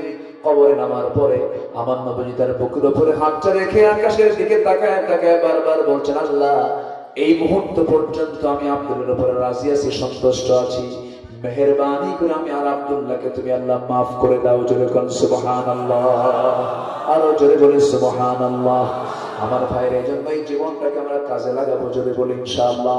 এই জীবনটাকে কাজে লাগানোর মূল কাজ হলো ইকামতের দ্বীনের জন্য আমরা কাজ করব, এই জমিন আল্লাহর দ্বীন কায়েমের সংগ্রামে আমরা শামিল হব। নাম্বার 2 হলো আকিমুস সালাত, তোমরা নামাজ কায়েম করো। নামাজ কায়েম হলে দ্বীন কায়েম হয়ে যাবে। আর নামাজ যদি কায়েম না হয়, দ্বীন কখনো কায়েম হবে, দ্বীন কখনো কায়েম হবে। আল্লাহ রাব্বুল আলামিন নাম্বার 3 বলছেন, নাম্বার 3 ওয়া আতুস যাকাত, যাকাত আদায় করো। ওয়াকরিদুল্লাহ করদান হাসানা, আল্লাহকে তোমরা উত্তম ঋণ দিয়ে দাও। আল্লাহকে তোমরা উত্তম ঋণ দাও মানে আল্লাহর কোনো ঠেকা নাই। বান্দা তুই যখন আল্লাহকে দিবি, আল্লাহ তোকে একদিন দিয়ে দেবে, তোর জন্যই তুই দে, আমি তোকে ডাবল ডাবল বাড়ায় দেবো। জোরে বলি সুবহানাল্লাহ। মান যাল্লাযী ইয়াকরিদুল্লাহু করদান হাসানা ওয়া মা তুকদ্দিমু লিআনফুসিকুম মিন খায়রিন তাজিদুহু ইনদাল্লাহ। আর তুমি আগে যা পাঠাবে সব কার কাছে যাবে? আস্তে কার কাছে যাবে? সব আল্লাহর কাছ থেকে তুমি নিয়ে নেবে একদিন। অবশ্যই এটাই সবচেয়ে বড় পুরস্কার। ওয়া খায়রান ওয়া আযমা আজরা। নাম্বার 5 হলো ওয়াস্তাগফিরুল্লাহ। সর্বোপরি ও বান্দা, তোমার দায়িত্ব হলো তুমি ক্ষমা চেয়ে নাও আল্লাহর কাছে, কারণ বান্দার দায়িত্ব হলো ক্ষমা চাবে কার কাছে? আমার নবীও ক্ষমা চেয়েছেন, ক্ষমার জন্য আল্লাহ পাক অর্ডারও করেছেন, ফাসাব্বিহ বিহামদি রাব্বিকা ওয়াস্তাগফিরহু ইন্নাহু কানা তাওয়াবা। হে রাসূল, আপনি অবশ্যই আমার তাসবিহ প্রকাশ করুন, আমার পবিত্রতা ঘোষণা করুন, আর আপনি আমার কাছে মাফ চেয়ে নেন। ইন্নাহু কানা তাওয়াবা, নিঃসন্দেহে আল্লাহ তাআলা তওবা কবুলকারী। তওবা করব কার কাছে? আজকে বলবেন না কার কাছে? মিথ্যা কথা বলবো, চগলখড়ি করব, মিথ্যা সাক্ষী দেব, গীবতের কাজ করব, বান্দার হক নষ্ট করব, চুরি ডাকাতির কাজে অংশগ্রহণ করব। আল্লাহ সবাইকে কবুল করো। জোরে বলি আমিন, আরো জোরে আমিন, আরো জোরে আমিন। আসুন দোয়া করি। তাও না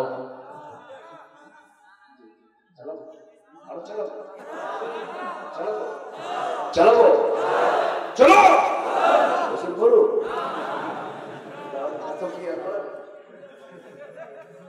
বলি আলহামদুলিল্লাহ, জোরে বলি আলহামদুলিল্লাহ। এটি স্মরণীয় অঞ্চল আমার জন্য। এত মানুষ, আমার তো মনে হয় কুতুবদের একটা অংশ এখানে হাজির হয়ে গেছে।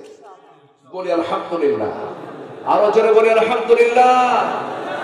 আল্লাহ তুমি মাহফিলকে কবুল করে নাও।